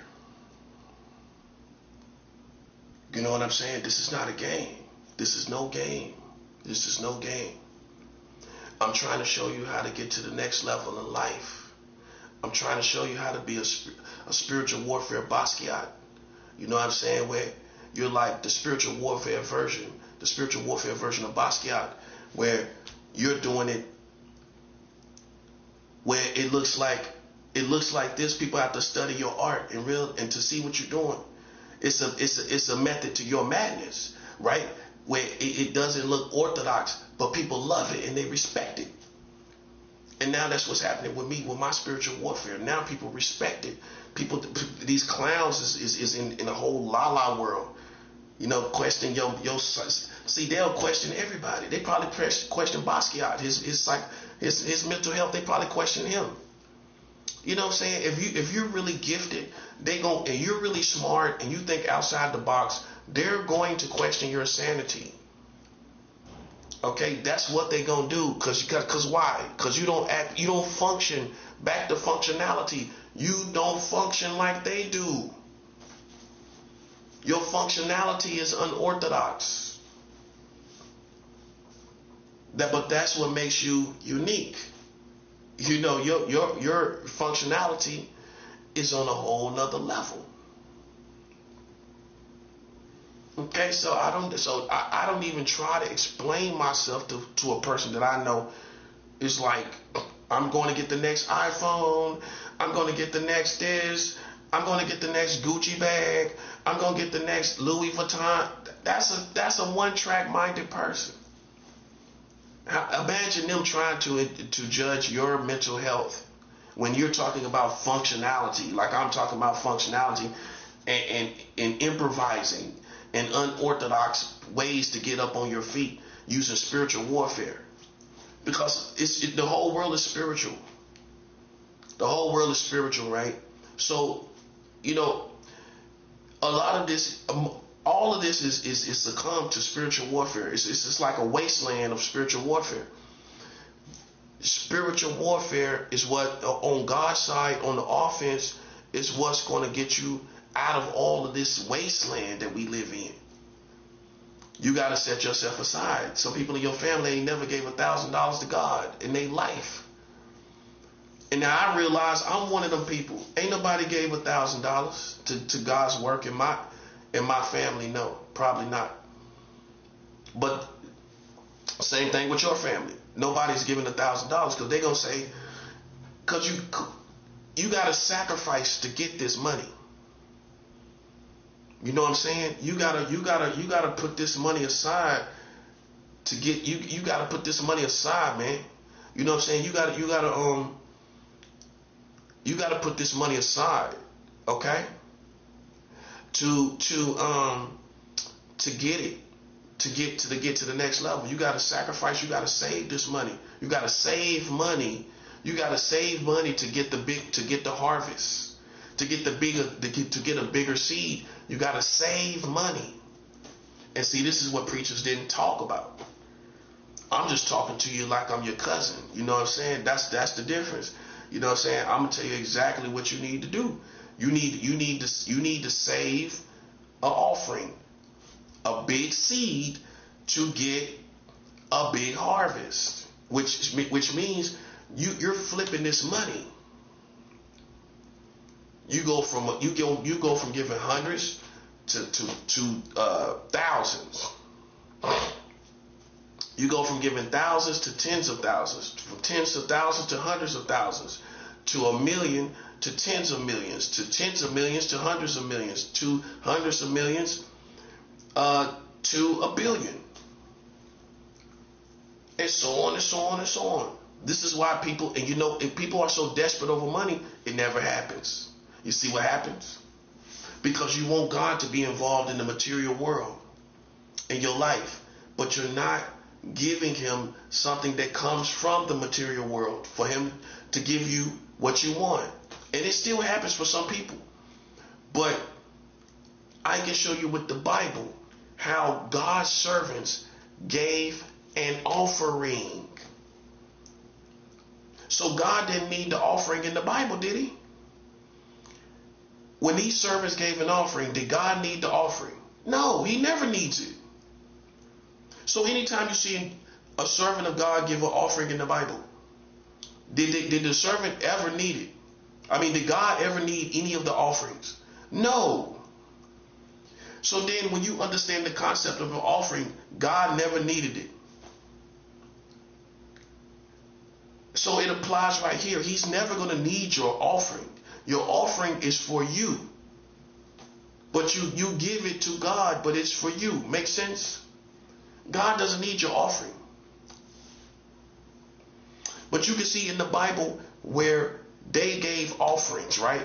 Okay, does God need your offering? He don't need it, do he? So then you got to understand the purpose of it. It's for you. It's for your life to function, for you to get functionality in God's kingdom. Some people at a standstill, like a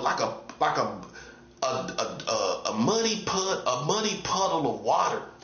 Just like they life represent a muddy puddle, not even a lake, not even a pool, a muddy puddle. They at a total standstill. How you get out of that? How you get it out the mud? You gotta begin to understand the world is spiritual, right? Okay, so then God's kingdom functions, right? Back to functionality. You give offerings to support that function. The church has to function, right? When a man of God gets up there and he ministers, he has outreaches to the community, he gives clothes to the community, he feeds the homeless. That's a functionality, right? When you give into that functionality, God gives you functionality. When you give into that functionality, God gives you functionality. And what I'm trying to show you is you can have it wrong for 100 years. You can have religion for 100 years, 300 years, and you didn't realize till a real prophet showed you was doing it wrong for hundreds of years. And I'm going to take you back hundreds of years before you with the Bible and show you they was giving offerings back then. But we just went through slavery where you can't give no offering in slavery. I mean, you could give like some little food and stuff from the stuff you eat. You could do that. But no currency, right? But so the whole concept of giving the offering, which is in the Bible, when we went through slavery as a people and we came out of that and we was barely getting money, barely getting by, barely getting nothing, the last thing we thinking out of severe desperation is, I should give this to God. See, that concept never came about. That's what I'm trying to show you. But it's right there in the Bible. They read the Bible. We read the Bible, but when we get to the offerings, we missed it. And what the Bible says, my people are destroyed for what? A lack of knowledge. See what happens? It's been there the whole time. So you can't say it's something new. You can't say I'm making up something new. Or I'm a prosperity teacher. It's right there in the Bible. This is the part everybody's missing. That's what I'm telling you. This is the part that's everybody missing.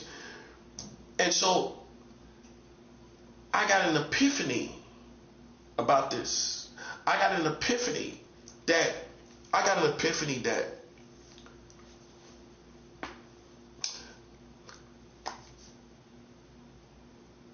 the servant gives offerings to, which is usually consisting of a source, right? The offering is usually a source of food or income or something. When you give the source that you need to survive to God as an offering in the functionality of his word being preached to save souls, this is a spiritual activity. This isn't just, oh, I'm just shelling off bread. This is a spiritual activity because you're giving into functionality. When you give into that functionality and your offering is to function this well-oiled machine, which is the kingdom of God, going forth to save souls, God is going to give you a whole life. But we wasn't taught this properly because we would, out of desperation. The last thing people thinking is they so desperate, they gonna go over all the offering stuff and ain't even gonna think about that. See, that's what happened. Most people read the Bible, seen the offering part and all this offering. You ain't even thinking, well, I got this money over here. You ain't got no money over here to think about that. You ain't thinking, well, I got this money over here. I can go give me an offering. It never crossed your mind. That's what I'm saying. You read the Bible a million times and you went over the offering part. That's what I'm saying. It's been there since slavery. That's what I'm trying to show you. It's been there the whole time. It's been there the whole time.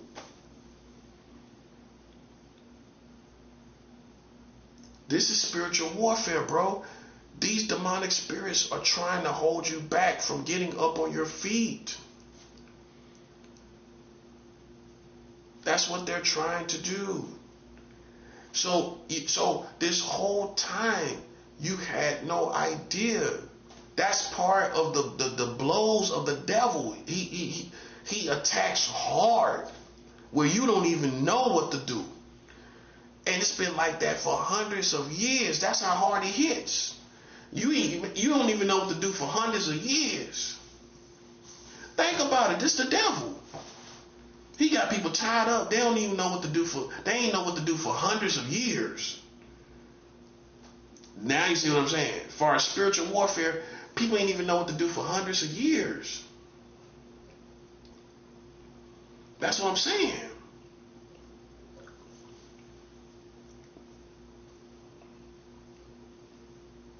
And I just started, the more I became a servant of God, I just realized this is part of my servanthood as a servant of God.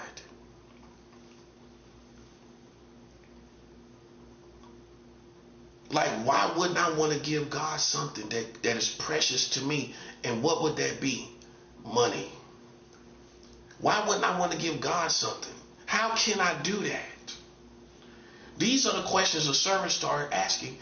A servant starts asking, well, how can I give God something? Instead of always asking him for something, well, how can I give God something? How can I go about that? By giving him your source. The source of what you need to survive. So that you can exchange your source to him, and he becomes your source. Now God is your source because you gave him the source. You don't think that makes sense to a servant, for you being a servant of God? You make God your source by giving these things that are your source to him. You give it to him. Now that's faith that I trust you to be my source. The only way he's going to know that's true. Totally true. Without God knows everything. But wouldn't it be more stronger faith, obviously, if you give him the source of what you need to survive, and you give it to him and say, you're my source.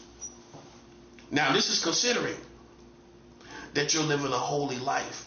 This is considering that you're living a pure life. This is considering that you're living a pure and holy life.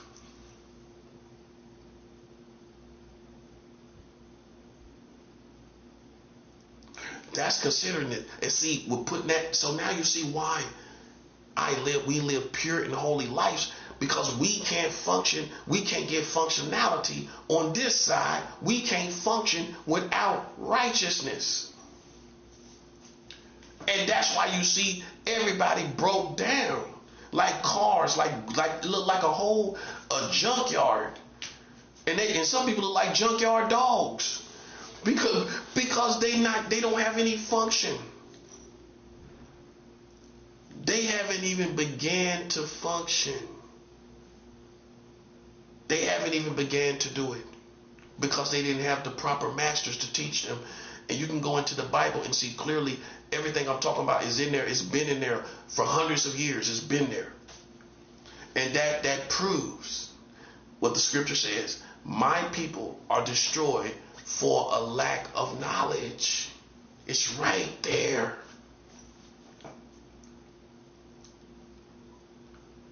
That's what I'm tripping off of. It's right there. So how can you sit up and think that God don't need, that God ain't gonna have nothing to do with your money? God ain't gonna have nothing to do with an offering or anything. When you see servants of God giving offerings over and over again in the Bible, it's right there. So then what does that mean? What does it mean? The servant began to replace the sources of the things they needed to survive. They gave that to God. And God became the source of everything they needed. It's nothing new. It's not a new teaching, because you're going to go back to old Christianity or old traditional religious Christianity and say, well, they wasn't talking about that back then because they was ignorant back then. How else can I say it? The truth is they was ignorant back then.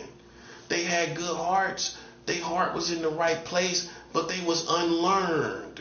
They was unlearned. That's the definition of ignorant. The definition of ignorant is unlearned. They hadn't learned something. So there were good people back in the day with good hearts of gold. They had hearts of gold, but they was unlearned, man. That's why they didn't teach it. Think about it. We didn't have any education. All we did was just know we need to love, and we prayed, and we praise God, we love God, but we had no functionality. And God loved us, and God still loves his true people. But what you get opportunities, they come, but God wanted to do more. God wanted to do more than that the whole time. That's what I'm talking about. The whole time God wanted to do more.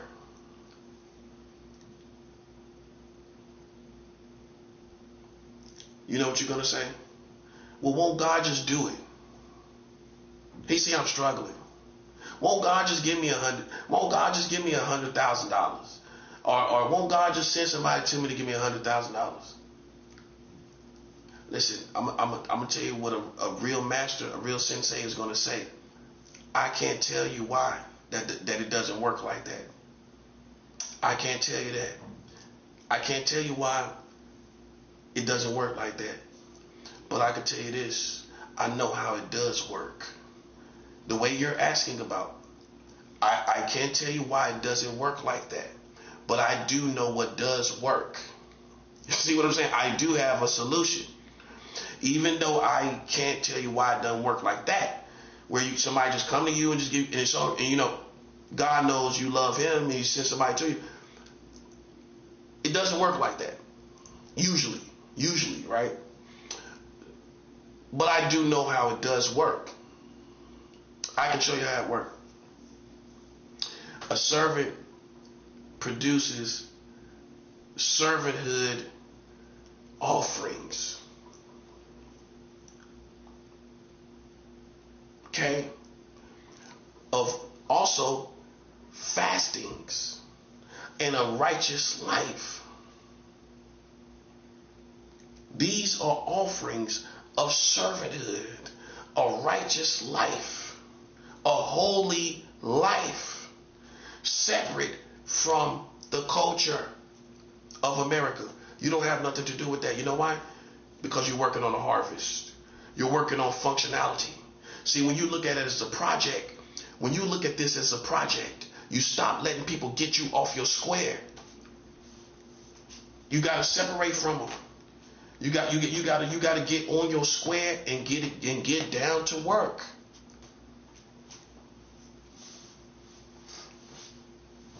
You can't just,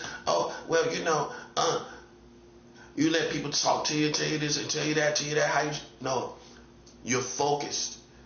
You got to fast. And if people think you fast too much, I've heard people tell me that I fast too much, but I got spirituality.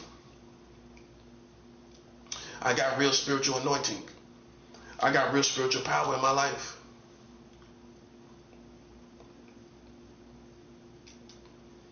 This is how it's done. You know what black people are telling you in the community? It don't, hold on. It don't take all of that. It don't take all of that. So then what does it take to really have the anointing? What does it take to really have spiritual power? That's the question you ask people when they say it don't take all of that. Okay, so then what does it take to have the spiritual power?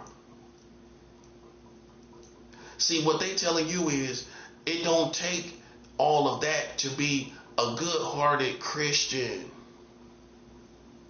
That's what they're saying. Okay, I got that. It don't take all of that to be a good-hearted Christian. I don't got to fast to be a good-hearted Christian. I don't got to give offerings to be a good-hearted Christian. That's what you're referring to. Even if you don't know. You're saying it don't take all of that to be a good, nice, happy, sweet, good person that's connected to the Lord. But what does it take to live with real spiritual power? Now you're talking, right? Now you're going to expert levels of Christianity. Oh, you know, there are expert. It's not as simple as you think. You start going to expert levels of Christianity. That's all we doing. We going to expert levels as opposed to the past when everybody just had that good old time religion. And see, that's what's confusing you right now. You thought you knew you had it all down pat. That was the good old time religion when most of us was ignorant. Okay, so now you realize, okay, so then that wasn't the proper functionality, but God was still with his people. They still went to heaven, okay? But they did not live out the full functionality, hallelujah, that they were supposed to. This word functionality is what we understand, how we really, listen, it shows who's really doing what. I'm not saying every single solitary person in the whole wide world is going to have the same level of functionality. But I'm talking about the average person, which is you. So that's the good news. Okay? And then maybe you can help the people that can't function on their own. Right? So then how do I function like God want me to function? First, you got to live a righteous life. That's foundational. Before you do anything, you got to live a righteous life. This is how you know people ain't no false prophet. A false prophet ain't going to tell you nothing about living no righteous life. Okay, come on, make it make sense. I'm telling you, you can't just throw money and you ain't living a righteous life. No. No. See, some people will say, well, you can't buy a miracle. You can't just give money to a church and stuff happen. Well, technically you could. Technically. But you got to be living a righteous life. And things will happen. If you see, the truth is, people ain't living a full. This is the other thing that people ain't doing. And they haven't been doing it for hundreds of years. The prophet comes and sets people free from hundreds of years of bondage. That's why you got to hear a prophet from a whole different ear. I'm setting you free from hundreds of years of bondage.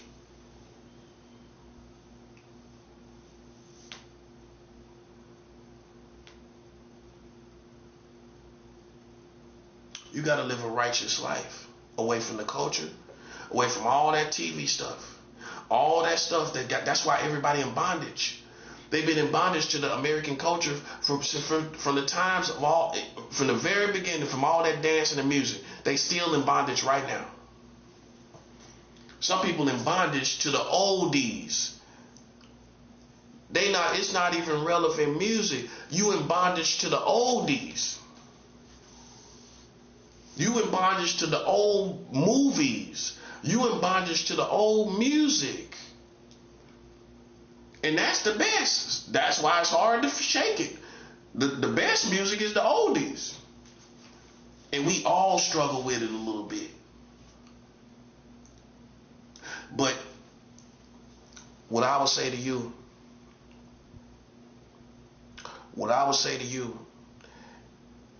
is that you got to make sure ain't none of that in your soul. None of it. That's the bottom line. That's none of this music, none of these movies, none of this stuff can be in your soul. And you function properly in God's kingdom. See, what happens is, let's go with the old saints first. The old saints. The old saints can't let go of 227. No place like home. Bow down now. Can't let go of 227. I mean, no place, child. The old saints gonna say, ain't nothing wrong with 227. Boy, you better get away from my TV. Hey, if the prophet come over your people's house, your mama and them gonna say, hey, don't let that boy come over here no more. He talking about we can't watch 227. He better not come over here no more. Well, why he gonna come over here and he don't like us watching 227 anyway. He gonna be sitting over there looking stupid. We watch 227 every weekend, the whole marathon. We go from season 1 to season 3. You know, these days you can look at the whole season. And see, we couldn't do it like that back in the day. Now the temptation is, I can just sit and just make up my own marathon. I can have my own. Them old people get their own marathon going on. Her little nephew gonna show her how to do it. Yeah, baby, come on in here and put this on. Put 227 on for me. Put 227 on. I want you to do it where I can put the season 1, season 2, season 3. I'm gonna call you every time I want to switch a season. Okay.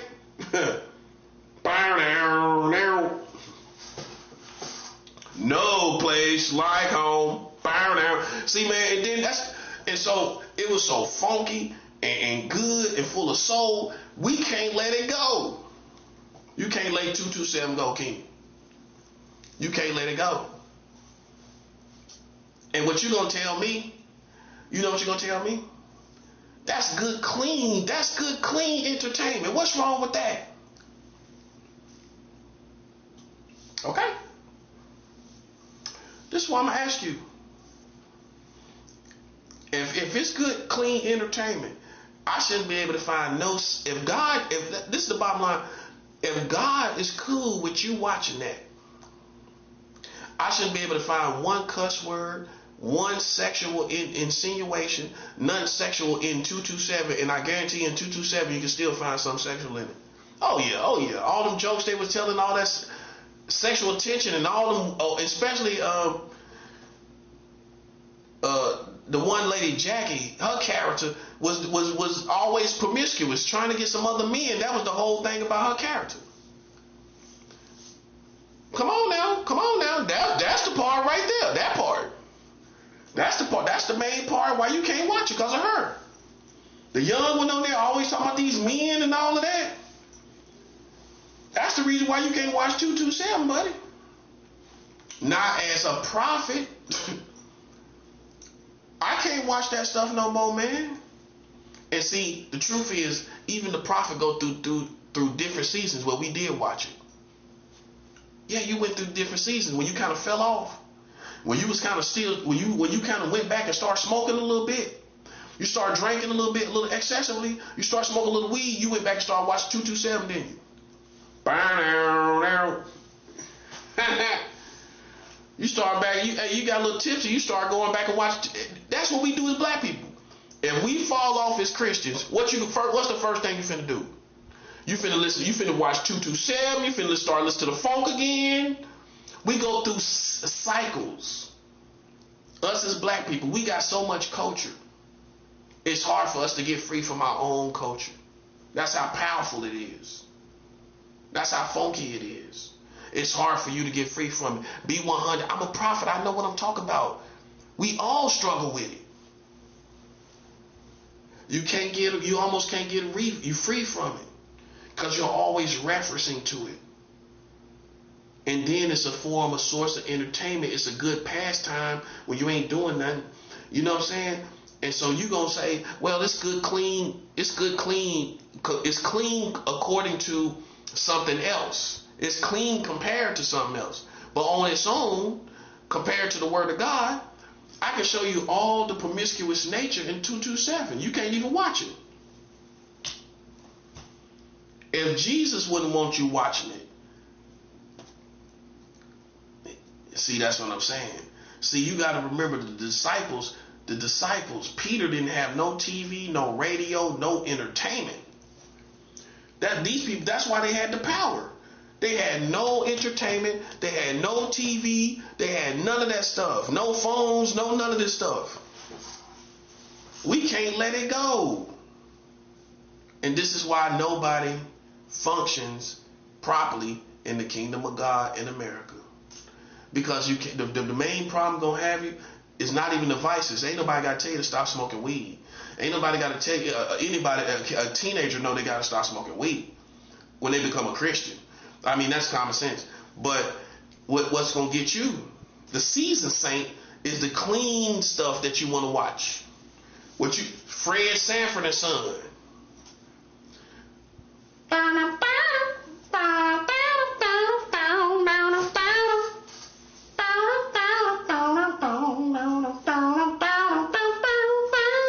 That's what's going to get you right there.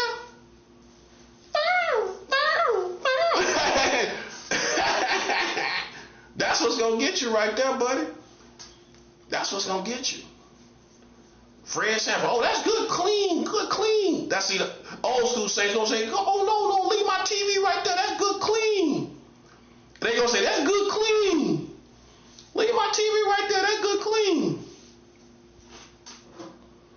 Don't touch that. Don't, hey, right there. Right there. There you go. Don't touch that right there. Hey, that's how your grandma talk to you. Hey, right there. Don't move it now. You can't, but see, and here's the punchline. You can't stop your grandma from watching that. That's what you can't. You can't. Listen, man, listen. Some things I don't understand. You know what I'm saying? But when it come to old school, you can't stop them from watching. You can't stop them from watching all that stuff, bro. They got you. You gotta live by an example, and you gotta. Cause an old person gonna think, man, I need something to watch. I can't just sit here and read the Bible all day. But you a young person, I can. Well, I sit here and read the Bible. I might watch a little Christian TV, little Christian stuff on. Old person ain't gonna function like that, man. You know what I'm talking about, man. They gonna be more, how I put it, they gonna be heavy-handed with feeling the way they feel. Oh, okay, man, I don't see no problem with 227 and Fred Sanford. We ain't gonna say Sanford and Son, we gonna say Fred Sanford. I don't see no problem with 227 and Fred Sanford. Well, okay, listen. I ain't trying to talk you out of it. I ain't gonna. You can't argue with your family. You can't argue with your old family. They ain't gonna stop. All you can do is be an example and pray for them and lead by an example. You know what I'm saying? And pray for them to get anointed and pray for them to get the right message. Pray for the preacher to preach the right message to let them know. You know, because we all got to be held accountable. That's just listen. Ain't no way in the world you're gonna tell me God will have you doing it. And I can find something wrong with it. I can find something that's not righteous about it. You know, ain't no way in the world you're gonna tell me God will have you watch that. Okay, so then what are you doing? You're doing what you want to do. See, the truth is, man, we'll say that, well, God understands I'm a human. I'm down here human. What I'm gonna do? I can't watch nothing. You see. That's why everybody can't go with the prophet. Because when I'm on my A game, spiritually, I don't watch none of this stuff.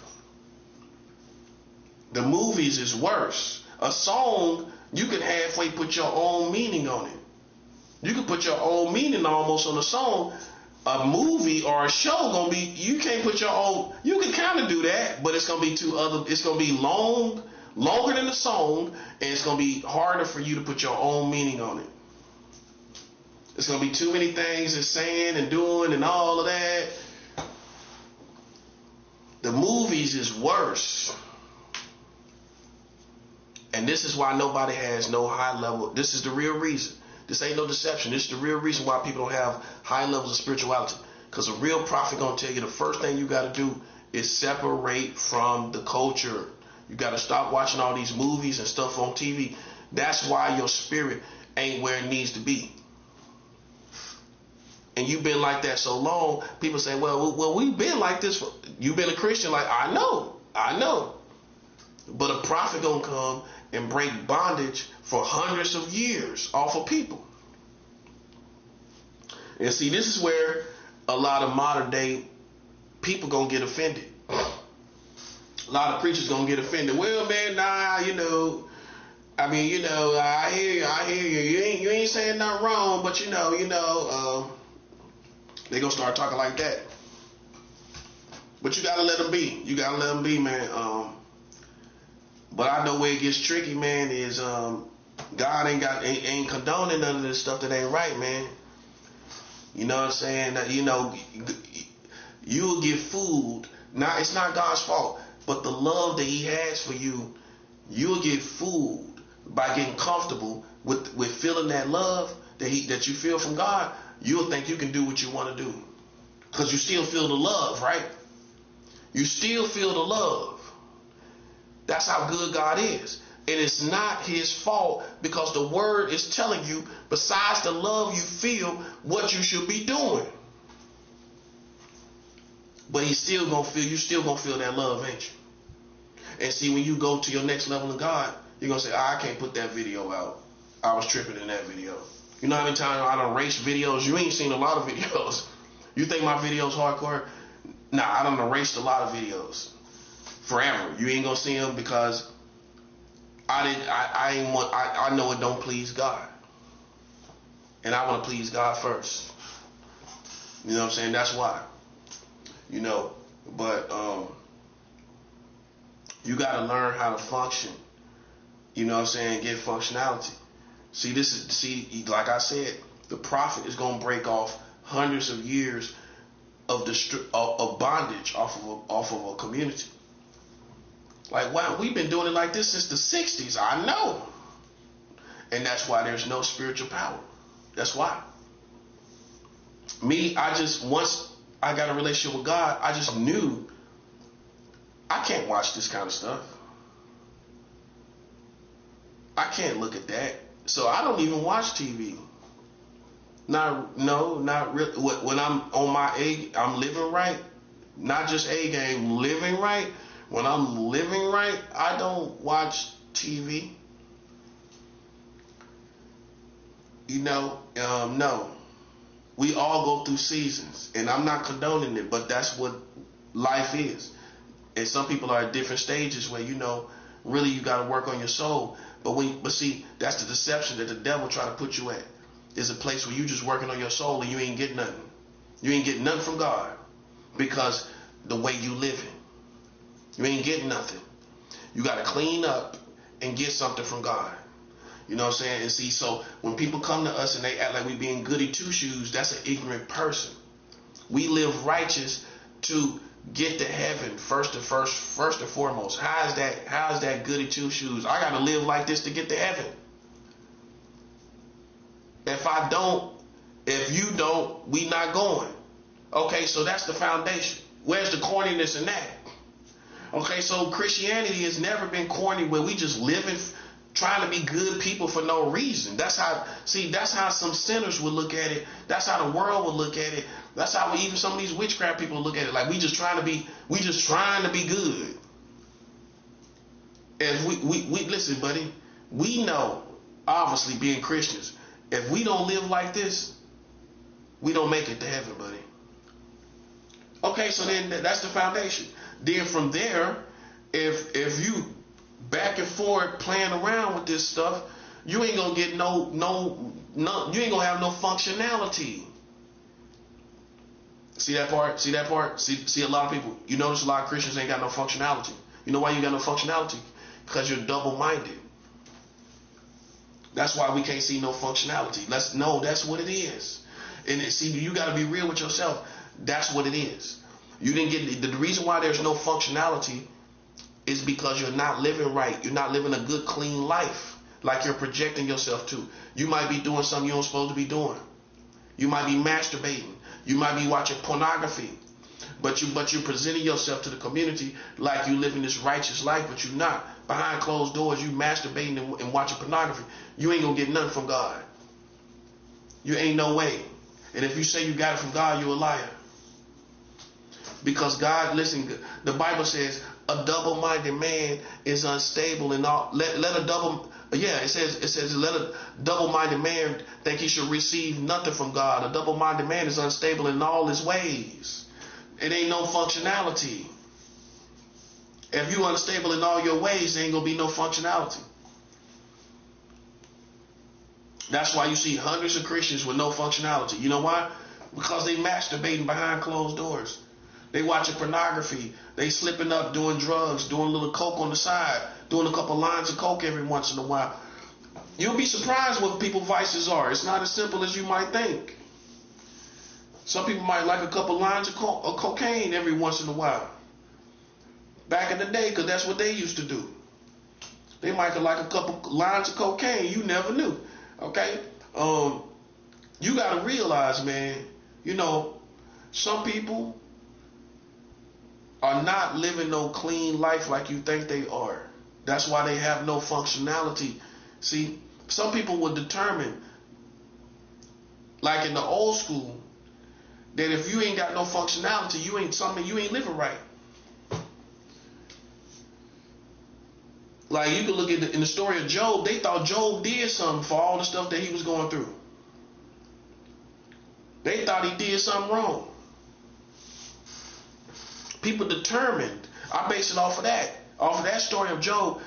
People would determine and look at your life and think, oh, he must have done something wrong for him to be in that situation. Well, sometimes that's not the case. That's why I don't say. That's why I say the average situation. I don't never say anything permanent. But you the average situation, right? Okay. If you ain't got no functionality and you was a non-denominational Christian, many of you, y'all gave hundreds of dollars and y'all was not taught properly. And listen, do I blame the teachers or I don't know. I don't know what to say. But I know that many preachers didn't teach to give more than $1,000. But I believe they didn't tell you that because it was hard for them to kind of preach that to you in front of the community, because people would think, people will be disgusted to hear that a preacher is telling people to give thousands. You see what I'm saying? See how that sound? See how that sound, right? They get disgusted with just the thought. As soon as they hear it, they don't want to hear nothing else. Oh, he just said 1,000, giving $1,000. That's it. I don't want to hear no more. That's what somebody gonna say. Nah, I don't want to hear no more, man. He said, I heard him say, give $1,000 and this is gonna happen and this is. Now we don't want to hear that no more. But you see how that sounds now that I broke it down to you? Now that I broke it down to you, how you're supposed to do it, now you see how that person sounds, coming in, chiming in on stuff, not knowing what they talk about, not knowing about this functionality of God's kingdom, but coming in, chiming in on the preacher talking about giving $1,000, but you ain't heard all of it. Neither do you know what it takes, the functionality. You don't know nothing about this functionality. I can show you over and over again where servants gave offerings in the Bible. In the ancient times. How you think now you ain't gonna give no offerings? And they was doing it in the ancient times. Come on, man. That's common sense to a person like me. I'm to the point where I'm sending money, like now in the futuristic times, down to South America. I just sent it down there. It's down there now. Way down there to South America. We're in the futuristic times. I send money down there to South America just today. So that's why, that's why all of this is happening. Now, because people have played with a warrior that knows exactly what he's doing. I know what I'm doing. I get in the trenches and it's on and popping. You know what I'm saying? Because I use this same functionality as a soldier. And I get my functionality as a soldier when I give these offerings. Now I'm functioning as a soldier. It works. This is how you need to understand it. The offering works for every need that you have, including enemies in witchcraft and witches and warlocks and telepaths and secret societies. The offering is going to work to make you function as a soldier. And God sends spiritual attacks against all of these people. See, I got to do a whole teaching on this. And I guess I'm going to make that part too. I'm going to do a whole teaching on it, man, because you got to understand giving the offering. And I've been doing it as spiritual warfare. Now that you got the first part on how to function in life and how it makes you function in life, when you go to war, real war now, I say real war. When you go to real war, you're going to function the same way as a servant giving offerings. Okay? It's going to attack your enemies. They're going to be attacked. God is going to send the attacks. Now you'll say, well, God could just do it. Why you? Listen, man. I'm going to tell you your problem. You think God should just do stuff. You think God should just do it. But you can't show me that in the Bible, where God just does stuff just because. That's not how this works. You got to play your position. And so for me, I don't buck the system. I don't, if this is how it works, listen, I'm not going to talk a lifetime of why it don't just happen. And that's what some people do. Some people just go through their life after when they can't wrap their mind around the way God actually does things, because they don't go with the system. and they can't wrap their mind around why this don't work like this, they'll go a lifetime stuck right there. Well, I don't know why it don't work like that. I mean, God should just do this stuff. God should have just done that. That's not how it works. And guess what? If you really love God, you're going to be stuck right there on why he didn't do it that way, on the way he's supposed to do it. You're going to tell God the way he's supposed to do it. Or you just going to get on with the show and do it the way it's supposed to have been done. Okay? That's why you're still back there. You know why? Because secretly you stuck on a lot of stuff that you felt God should have just did. God should have just done that. And you thinking, well, there is no God because that happened. But we in a fallen world where people don't even follow God, but then you expect him to show up and do stuff for them. That's the kind of world we live in, where people expect God to save their children and save their families, but you don't dedicate your family and children to God, nor do you dedicate yourself to God. But you want God to just show up and do stuff for you.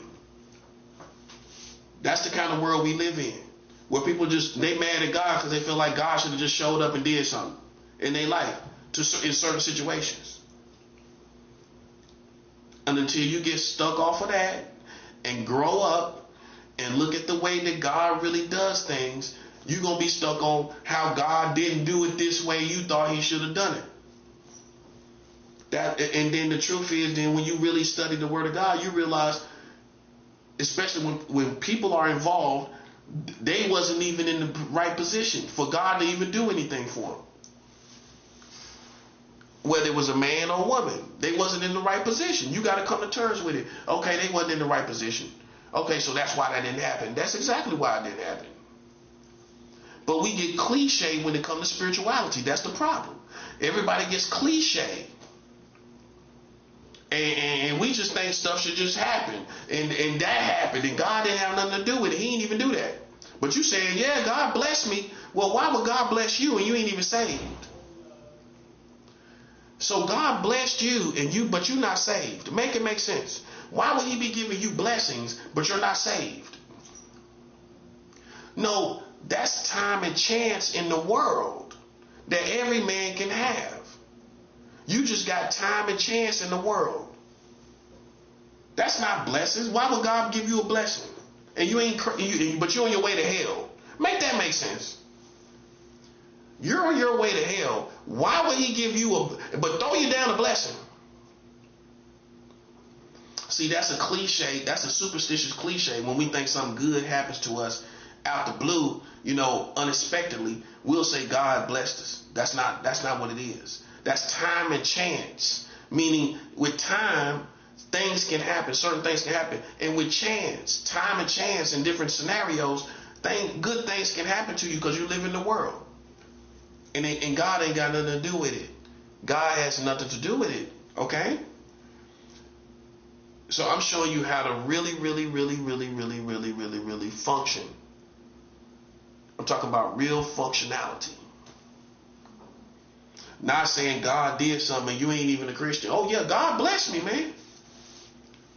And the thing that get me the most is when they say God blessed them with a music career and your music career does not serve God. Yeah, God blessed me with a music career. Oh, God put me over here with these people. How God put you over here with these people and y'all do not serve God? God did not put you over there with them people. They don't serve God and you ain't been serving God.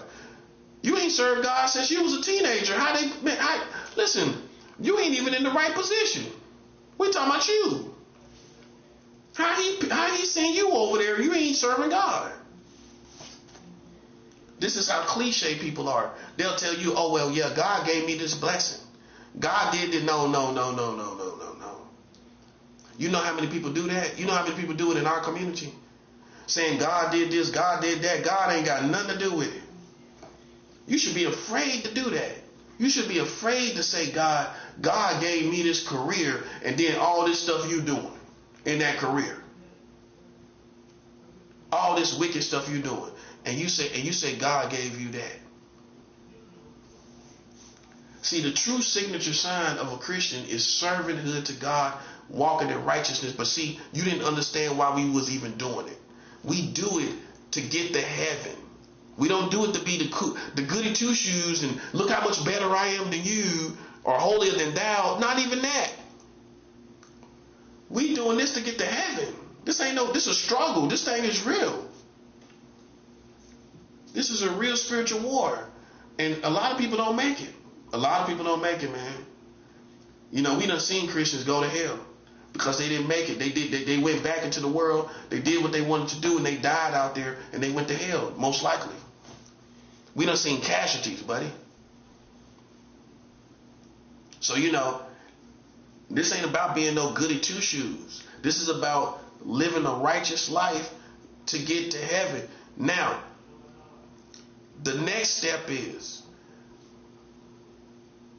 I got to live a righteous life to get the blessings. And see, that's another reason that people been giving all this money out there, giving all these hundreds of dollars and these thousands, even thousands. But you're not living a righteous life. You're just shelling out money in the church. You got them type of people too. Oh, they give hundreds of dollars. They they in a prominent position in the church. They might be a choir director. They shell out 500s on the offering every month, every week. $500. They get $500. They ain't getting nothing from God. You know why? You know why they ain't getting nothing from God? Because they not living a righteous life. They not living righteous. Okay? Now, when you live righteous, you give any kind of money, and I can't tell you what can happen for you, because you living a clean life. Now, anything can happen for you, because you living a righteous life. That's how it gets tricky. I can't tell you what can happen if you live in a righteous life. You might give $20 and that's what did it. Because it's from the hands of a righteous person. It's an offering from a righteous man or a righteous woman. And that's why I can't tell you what certain amount would do it. Because once it passed through righteous hands, once it passed through righteous hands, I can't tell you what happened for you. That's why my enemies underestimated what I was doing, because they thought that was peanuts. They still think it's peanuts, but it's through the hands of a righteous man. It's through a man that's living his life clean. You don't know what's going to happen. You can't say what's going to happen. And then here's the worst part for you. When I'm living a righteous life, you can't say what's going to happen to you when you playing with me, buddy. When I'm living a righteous life, you don't know if you're going to make it to tomorrow, buddy. You don't know if you're going to make it to the sun. When the sun come up, you don't know if you're even going to make it. See, the people that really live for God, buddy, that's the kind of trouble they put you in. This ain't no religion. This is real spirituality over here. When somebody living a righteous life, a holy life, buddy, they put you in danger, buddy. Listen, let me tell you something. They put you in danger that you can't even fathom the danger you in. Okay? You can't even fathom it. You don't even know what can happen to you. You don't know what can happen to you. You can just drop dead. Walking down the stairs and just drop dead, playing around, trying to use witchcraft against a righteous man like me. Boom. Roll down the stairs. What happened to the person? Ain't nobody touch him. They do an autopsy. Nobody ain't touched that person. If you're one of these little rebellious little witchcraft type of people, and them type, you think you're gonna play around a righteous person, I'm gonna tell you what's gonna happen to you. You're gonna start getting all kind of sickness in your life, and all kind of mental sickness and panics and all kind of stuff, anxiety, panic attacks, all kind of stuff, bugging out. You can't play with a righteous person. and nothing don't happen to you. When somebody living a clean life, I don't care what Christian you go get. I don't care about your mama. I don't care about your daddy, because they gonna be on my side. If they Christians, they gonna say, no, no, no, have a seat. Whatever your name is, have a seat. Because have a seat, have several seats, because this person lives a righteous life. I didn't raise you to play with nobody living a righteous life. That's what your mama gonna tell you. Yeah, she come from the old school. Your mama or your daddy gonna tell you, no, I ain't, no, hold up. I ain't raised you. I ain't gonna have to do nothing, say nothing. I didn't raise you to play with no righteous person. We find out this person live a righteous life. I don't got nothing to do with that. Your own mama gonna tell you that, buddy. Your own daddy gonna tell you that. If they knew I'm living righteous, for real, so we know what they would say in this situation, right? Right. But you gonna go feed them whatever you want to feed them, right? Okay, but if we tell them the truth, you know what your mama gonna say, don't you? You know what your daddy gonna say. No, I don't play with nobody. I myself, your mama them gonna say that. I myself, no, they got dignity.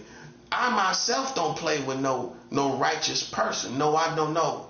A person live their life clean, and they live clean, and they don't go nowhere, and they ain't been around and playing around out here in the streets. You don't see them never out in the streets. Listen, buddy, my enemies take for granted how I live my life, buddy. You take it for granted. Now, I can see if you see me drunk, stumbling in, throwing up everywhere, falling all on the stairs, smoking weed everywhere, smoking cigarettes. You smell weed coming out the door, cigarettes coming out. You don't smell nothing coming out my door, buddy, because I don't smoke. You take for granted, sucker, the life I live. I live a righteous life. You in trouble. You could drop dead playing with me, buddy.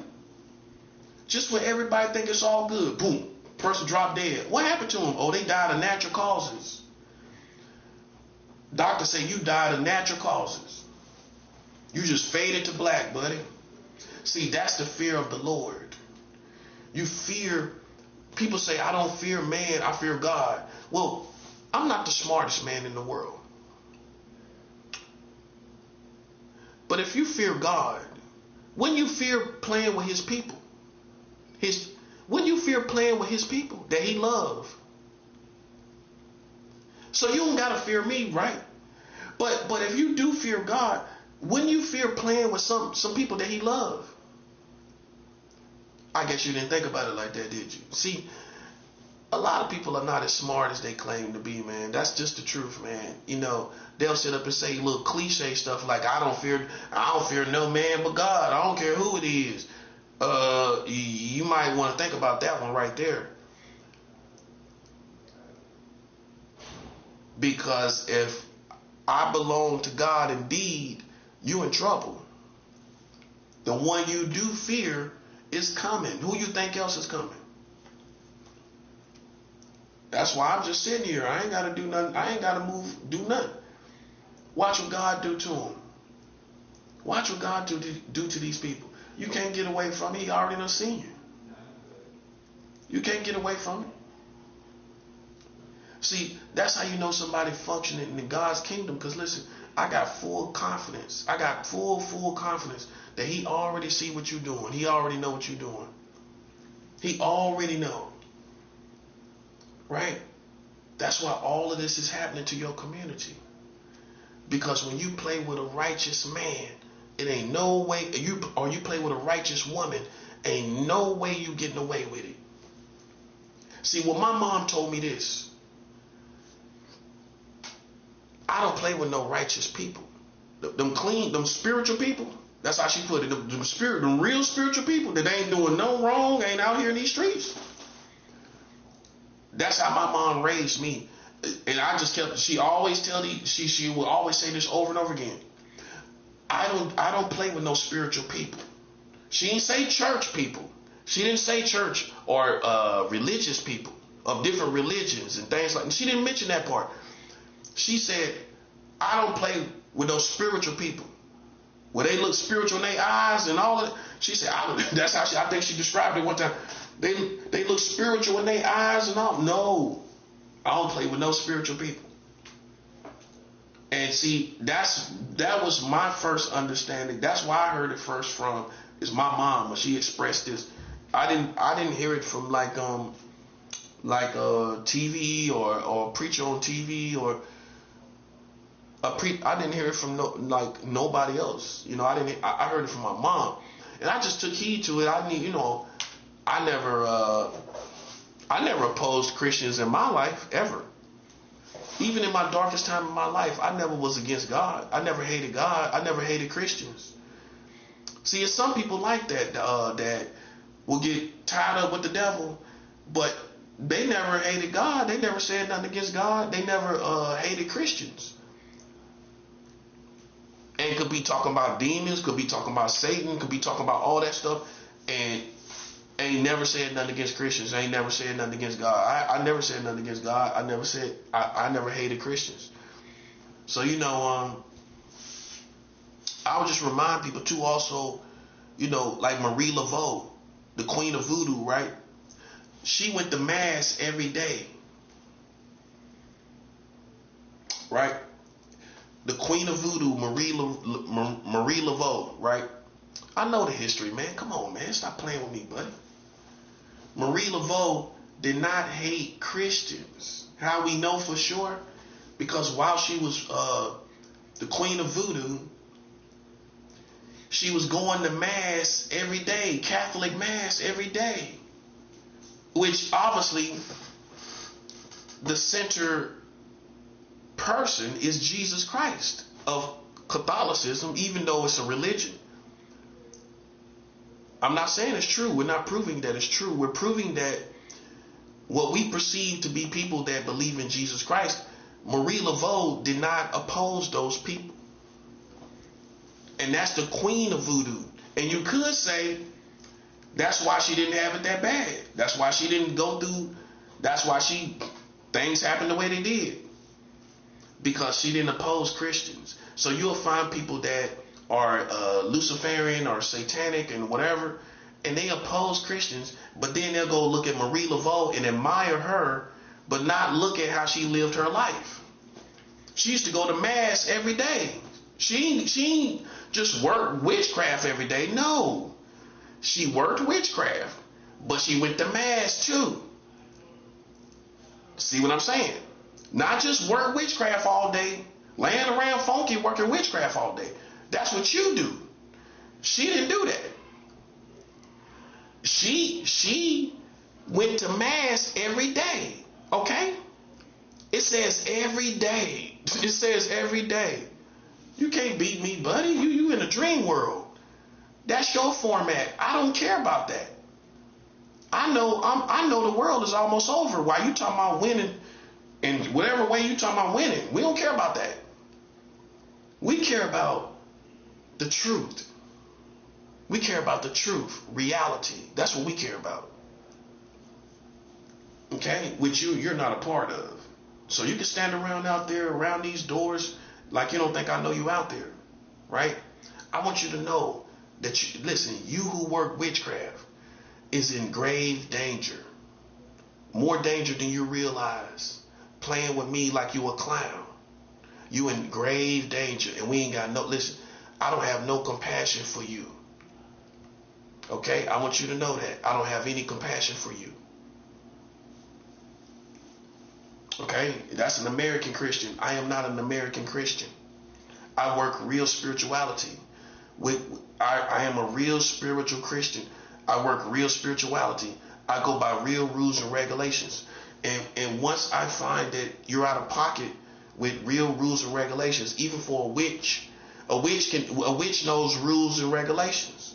So if you're one of those them new young witchcraft people that just think you're gonna run around and gang bang using witchcraft gang banging, you think you're the witchcraft Tupac or something like that. Listen, buddy. There's rules and regulations. There's rules and regulations. You can't come out here just using witchcraft like you want to, any kind of way. A seasoned witch would tell you, I ain't putting no witchcraft on no prophet. You crazy? I ain't ready to die yet. A witch is not gonna do it. Nope. A witch gonna see a person living their life clean. Old school witches, which was the best, right? That really had the power.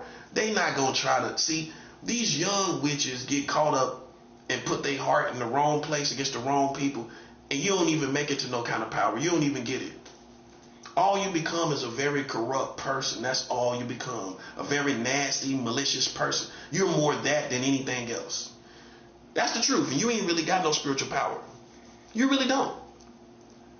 The real witches, the real ones with the real power, they go by rules and regulations. How you think they get that far? Being cool or what? Oh, hanging around the devil a lot? Listen, man, they go by rules and regulations. You can't play with Christians. You can't play. A witch ain't gonna do it. Cause how a witch gonna probably look at it is, well, I shouldn't have to do nothing to no Christian anyway. They living a good, clean life. Well, why somebody gonna want to curse a Christian for it? Think about it. They gonna say, well, ain't nobody got a problem with them, so ain't nobody gonna come ask for my service to curse a Christian. Cause what they doing wrong? What did they do? That's what a witch gonna say. Nah, hold on. What did a Christian do to you? Well, we heard back in the day. Well, hold up. First of all, back in the day, you're not dealing with a dummy. Okay, back in the day, this person done received Jesus Christ. Jesus done forgave them for all that stuff you talking about. Oh, you didn't think about that, did you? See, you don't know rules and regulations. Okay, so you say something they did back in the day. Okay, Jesus Christ done forgave this person. What else? Well, we think it's something on his mind about children. Okay, but he ain't doing nothing to children, is he? So how far can you really take that? How far can we take that to the bank? We can't take that to the bank, actually. So what else? What else? It looks like you ain't got nothing in reality, but you talking about this person. You talking about this Christian. But you don't got nothing on this person. Let me tell you something. I don't play with no Christian. This is what witch gonna tell you. No, cause ain't no reason for you to come here talking about a Christian. You something wrong with your heart. You got a nasty, filthy heart. Something wrong with you. You know what I'm saying? No, that's what it is. A witch will tell you this. A witch will tell you something. You done got caught up with the wrong people and probably some of these crazy white people, and you think just like them. Because, hey, listen, this person ain't doing nothing to you. I serve services for people that tell me a story that makes sense. Like my husband cheating on me and stealing money from my bank account. Okay, I'll help that woman. Because this man's stealing from her, cheating on her and everything. I think he's a jerk. Okay, so then I'll help her. You, on the other hand, I'm not helping. That's what a good, real witch that really can do stuff to people. See, really, you can't do nothing to people. That's why you really do whatever you do, because it really don't do nothing. You ain't really seen it do nothing to nobody. You know what I mean? These real witches can do stuff to people. They say, oh, no, I ain't doing nothing to no Christian. A Christian is in a different lane from me. I know they hate me, but I ain't stupid enough to go over there and play with them. That's what a good old school witch gonna tell you. And she might tell you the same thing I said. Queen Marie Laveau, Queen of Voodoo, she used to go to church, which I'll say go to church. She used to go every day. So obviously the people that was in mass was kind of like a Christian, right? Right. Kind of like a Christian, which means they acknowledged Jesus Christ. They wasn't all working witchcraft like Marie Laveau. So she was among these Christian people, right? Right. Or these Catholic people. So did she hate them? Of course she didn't hate them. And think about it. She was around them every day. Of course she didn't hate them type of people. So you know what that tells me? Guess what that tells me? And here's the punchline. Here's the 360 to my point. You think Marie Laveau was cursing Christians and Catholics? No. She was going to mass. Now imagine her going to mass and then cursing Christians or cursing Catholics. See, that's the difference. That's the difference. And see, you don't think that part mattered. Of course it mattered. Of course it mattered. Because soon as she would have started playing around a Christian, everything would have changed. Everything would have been different. She didn't play around Christians. And that's the part you're leaving out in your understanding in her story. She didn't play around no Christians. That's what I'm saying. That's common sense. See, I know about you, and you don't know about me. Marie Laveau was a beautician. She used to do hair and everything. She used to be in public affairs like I am, where I talk about these affairs, like these things going on, people marrying children in America. See, Marie Laveau was talking about the public affairs in the community. Yes, she was. She was talking about public affairs. She used to do hair, and she used to go to mass.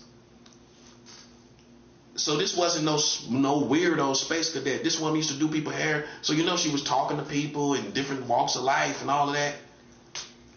This was, put it in the proper context. She around women, listening to them, talking to them, doing their hair.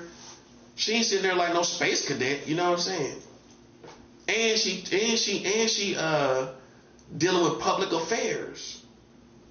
So which means she's talking about the things that go on in the country and everything in the city and So this person was the Queen of Voodoo was no way some kind of, what I'm trying to show you is she wasn't influenced by these white witchcraft people that's act like they sinister and I'm gonna kill you and these old maniac type of white. Black people ain't. Let me help you understand something. Most of these secret society people are influenced by white people witchcraft. Black Christian witchcraft, black people who use witchcraft never played with Christians because they was raised that way. So they coexisted with Christians. That's what I'm talking about. So all that white boy stuff, they go and gather against Christians. You see the difference? That's what a white boy gonna do. And if you not white, you influenced by them. Because I know black people, I know black history, I know how black people move. And even if you become a witch or a warlock, you gonna move. Listen, you gonna respect Christians. You ain't gonna have nothing to do with them. If you don't respect them, you ain't gonna have nothing to do with them. A white boy will act like he want to do something to a Christian. In America, I don't like no Christian. You know what I mean? So it's just like, man, a lot of them people, man, I don't care. Don't listen to them. Nothing. They influenced by white boys. Because even black, I can show you a black witch that went to mass every day. Queen of Voodoo, Marie Laveau. And if she was like that, others was like that. They didn't have nothing against no Christians. You are influenced by gothic white boys. Gothic witchcraft white. I know exactly the type. Little punks. They ain't 100. Won't catch no bodies.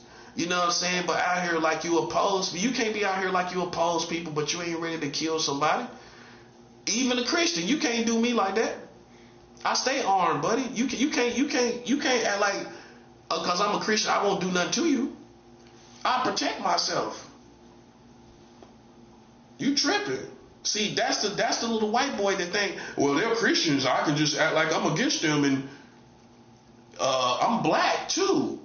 If you ain't checked, listen. Did you realize I was also black? I ain't playing no games with nobody. You forgot about the part that I'm black.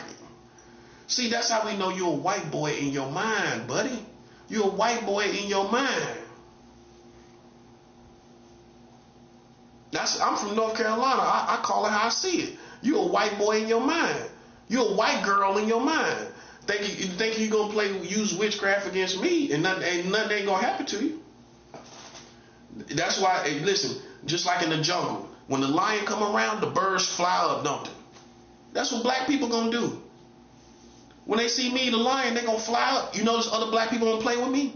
They done flew away, bro. Why you think they did that? They already know what time it is, man. Africans ain't stupid. It's not that they scared, they're not stupid. You think they scared? No, they ain't stupid. They see a lion coming around, oh, they fly away.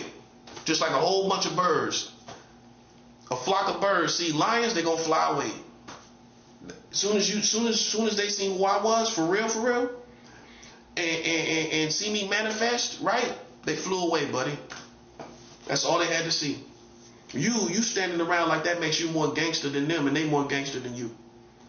They killers and everything, and you're standing around as if in your mind, listen, they need to know in your mind you might think you harder than them because you still here. Oh, so since you still around playing around the prophet, that make you harder than them. But you ain't catching nobodies, you ain't gonna catch nobodies. We know you ain't built like that. So see, you ain't talking to somebody that's one of these dudes that grew up in the church, right? I didn't grow up in the church. Yeah, see me the right way. Know what you're playing with. I didn't grow up in the church, little buddy. I went to church periodically. That's what most black people gonna tell you. I went to church periodically. But I wish I would have had more time in church where, but I didn't. Most black people gonna tell you we went to church at certain times in our lives. But then they can tell you certain times where we didn't go to church on Sunday. We cooked out. We used to cook out on Sundays. When I was young, we used to cook out. We didn't go to church. That's the South. We used to cook out on the Sundays. Then we started going to church because my grandmother wanted to go to church. That's why we started going. See, it's certain family members that don't know that. My brother probably don't even know that. He goofy, sitting around, didn't even know stuff like that. You know what I'm saying? I know why we started going to church. Because at first, I remember when we used to do cookouts on Sundays. Then my grandmother just started wanting to go back to church. That's how we started going back. The whole family went back when she went back. So that's basically, man, my story. You know what I'm saying? I'm not your plaything. I'm not the one to play with. That's what you need to know. You know what I'm saying? You need to know that. You know what I'm saying? Because you might get a little comfortable, from learning from these white boys and thinking a Christian is, somebody you can just play around with, and I'm gonna be cool with you. I'm gonna play with you. But you got to know people individually. You got to know. You got to do your homework on people. That's real. You got to do your homework on people, bro. You can't listen to these people that sent you. You can't even listen to them. When you get around that person, you got to listen to what they talking about. You got to listen to what I'm talking about. They don't know me. If I'm real, how you think they know me? They don't know me. I'm a whole different animal than what they was talking about. And you can act jealous. I mean, that's not going to change that. That's just kind of like a diva. You could be a diva. That ain't going to change me, who I am. That ain't going to stop what I am. Because you jealous of it, or, that, man, listen, that's how real we're going to tell you. You ain't going to stop me because you jealous or you hating on me. That ain't going to stop me. You know what I'm saying? That's why, I try to tell people, man, listen, man, if you learn from these suckers, learn from them, bro. Learn, take heed to these people. They play with people they don't know. You know what a Christian is like. You can't play with Christians. You thought we were just religious people. You got the real spiritual Christians. You can't play with them, buddy. You can't play with us. We'll sting you, and when we sting you, buddy, listen, you won't recover. You will not recover. Some of these people gonna just start dropping dead, bro. I'm telling you, watch. Because they depend on, something gotta happen to me for me to die. Well, not necessarily. Not necessarily. God can kill you. You can just die of natural causes. Just drop dead. Boom. Well, they say they died of natural causes. Oh, really? Oh, really? Oh, really?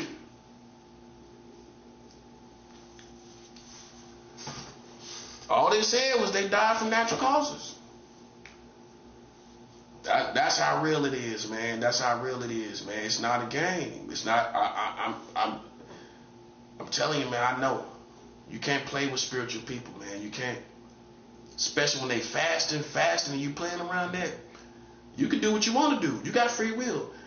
It's something comes with it though. That's all it is. You gotta take what come with it. That's why. That's the best thing you need to hear. You gotta take what come with this. Cause we harder than the streets. I mean, we tougher than the streets. We greater than the streets.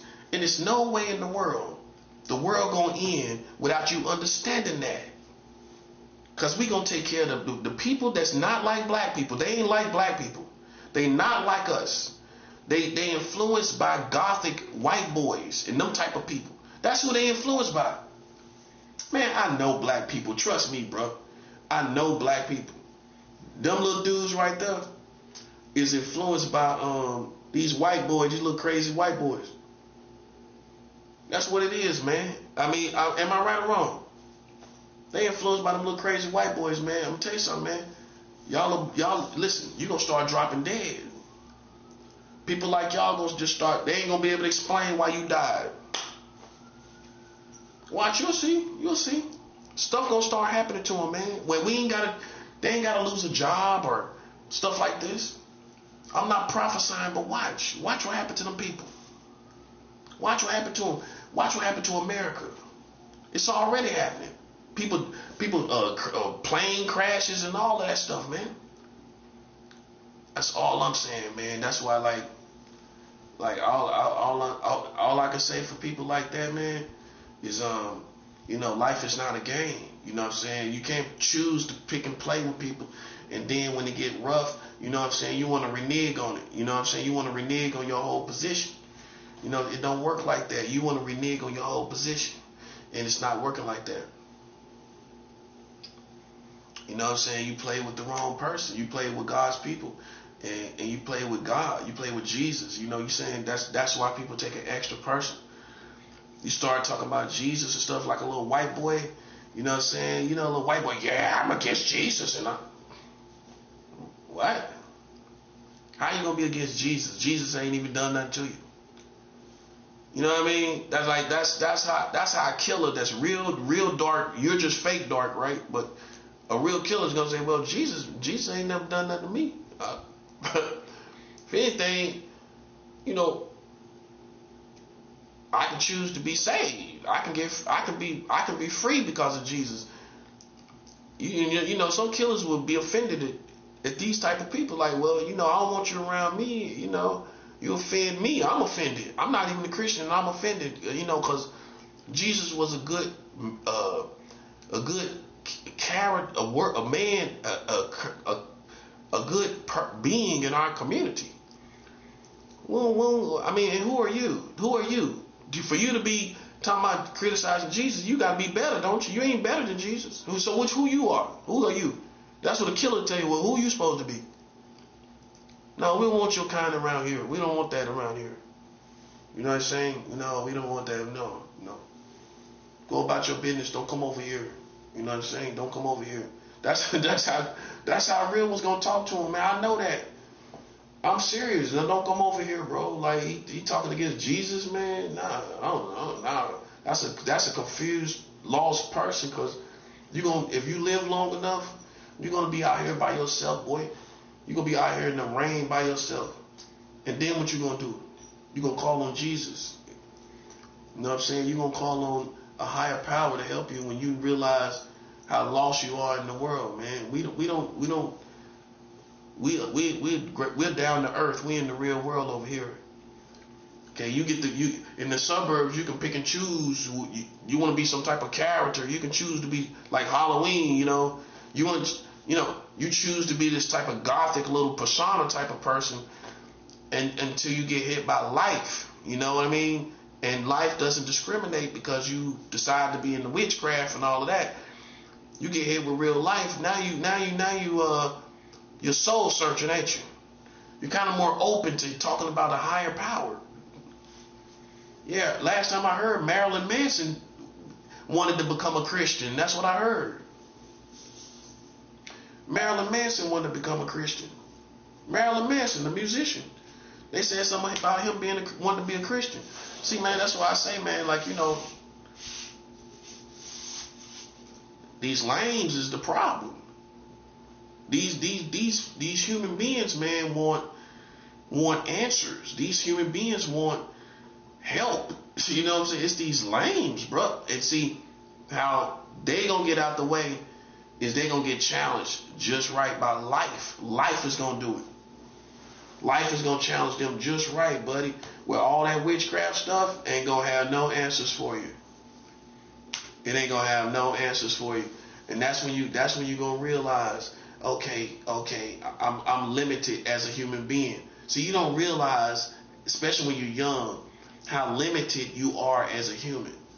You're limited, man, in your capacity to understand God and to understand life. You think you know something, you know nothing. You know nothing. How dare you even think you know me? You don't even know life. You don't know nothing in life. You don't know anything. How dare you even think you know me? That's how you gotta be, man. You gotta be like that, man. Some people just, you went with the culture. That's why you even thought about being into witchcraft and whatever else you into, psychic telepathy, whatever, and all that other stuff. You went with you seen it in the culture. You thought it was cool, because it was other stuff that influenced you that made you think it was cool. So you're just this person that witchcraft is cool. Well, just don't bring it my way. Just don't bring it over here. Just don't bring it over here. That's all we saying. Okay, you can think it's cool all day long over there. Just don't come over here with it. You know what I'm saying? Because, like, one thing I've noticed about these people is I think they the type of people to sit up and think somebody hate them and first, let me explain something to you. First of all, I'm not even thinking about you on a consistent basis. You're not at the forefront of my thoughts when I wake up out my bed. Like I'm in the forefront of your thoughts when you wake up out this room in this building, right? Or wherever you at. I don't care about you like that. That's first and foremost. Let's get that totally understood, right? That's me. I'm speaking for me. I don't care about you enough to where I'm thinking about you all the time. See, people act like with these secret societies and these people that we thinking about them all the time. Nobody thinking about you. I'm thinking about getting away from all these people. I'm thinking about the end of the world. I'm thinking about these real things popping off. That's what I'm thinking about. And there ain't no way in the world I would give you my undivided attention. You could never have my undivided attention. That's what I'm saying. But they'll act like that's what it is. And so it'll go from thing to thing. If it ain't about secret societies, it's about gay people, the lesbians. They think we obsessed with them. But the truth is they obsessed with us. They obsessed with me. I didn't think about you. I can talk about everything without talking about you. I can talk about anything without talking about you. I can go whole days without thinking about you, everything. But you keep trying to merge in my lane. That's the only reason you're getting talked about. That's the only reason. If it wasn't for that, man, and you wasn't nowhere near me, I got so many different things as an intellectual to be talking about. And the main things is like inventing, being an inventor. I invent things. I'm an inventor. I can talk about that for days. I can go into the whole world of that. I can get back into music. It's so many things I can do besides thinking about you. Now you make me question, like, are you able to not think about us? Are you able to go and do something with your pathetic life? And I don't think they can. I don't think they can do anything besides gang stalking people. That's how we feel. So then, of course, you're gonna be talked about because you're currently trying to gang stalk and you're clout chasing, and we're smart enough to know you clout chasing. So, I mean, I'm just speaking for myself and probably a lot of other people. We're not thinking about you, bro. You know what we're thinking about? We're thinking about America. We're thinking about all the people that helped you. See, that's how real we're going to think. All them people that helped you to do all of this. Which is the Americans. That's who we got a problem with. Because how I look at it, it's more of them than you. It's more of them that knew about this situation than you. That's how we looking at it. See, if you're not smart, you just go about not realizing how things change. How things changed is we don't care about no secret societies. You know what we care about? The whole American community is the one that played these games. They sat back and they participated in it. I know that. I know it wasn't all no secret society. No, they utilized the Americans. That's the way I put it. They utilized the Americans against us, and so who you gonna have a problem with? The Americans. They the ones that let these people do this. They the ones that gave them access. They the ones that let them do this. That's all I'm saying. And for whatever reason, I don't care what the reason is. I don't care what the manipulation was. All I need to know is that you were manipulated and they utilized you. They used you against me. They used Americans. These people used Americans. So that's why I got a problem with it. That's why. So once again, don't flatter yourself thinking it's all about you. It ain't all about you, man. You know what it's about? It's simple as all these people was utilized against me. That's what it is, and that's how we move, and that's it. It ain't that it's all about your worldviews and who you are as a community. I don't care about none of that. I know you married children, and I ain't never thought about that a day in my life, but that's what you think about, but you obsessed with how I think, but I ain't never thought like you in my life. Marrying children, that's what you thought about. But yet you trying to question somebody else's thoughts. That's what I'm talking about right there, man. That's how I know I'm not dealing with people that's high caliber. High caliber person gonna say, it's over. I mean, America been marrying children this whole time in our face. Now, what would I look like coming out here playing with this prophet? And even Catholics, they talk about how the Catholics molested all those children. Well, what's worse, the Catholics molesting children or America marrying children? America marrying children is worse than all what the Catholics did. That was worse. So now you got to update yourself to the real reality that America was worse than the Catholics. Yes, they was. Yes, they was. Yes, they was. They worse than the Catholics to me or any other religious people. See, because it's easy to hate religious people based on really the Catholics, and I'm not a Catholic, but they was the one doing all them stuff systematically to the children. They was systematically molesting the children, right? Taking vows of celibacy, but still acting out sexually with the children on the low, right? At least that's what they thought they was doing.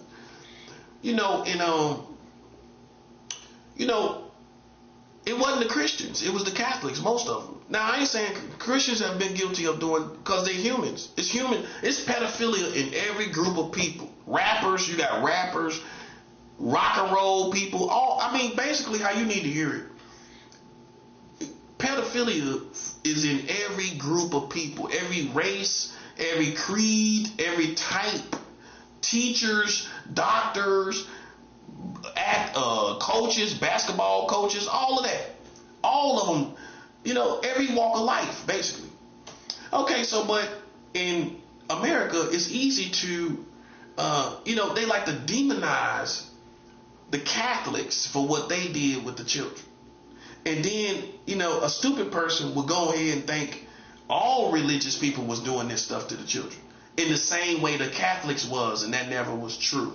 It was just the Catholics doing what they was doing. And how we know? Because they weren't having no children. Some of them were taking vows of celibacy. You know what I'm saying? And that's how we know. Why Christians, we were having children. We having children. You know what I'm saying? So,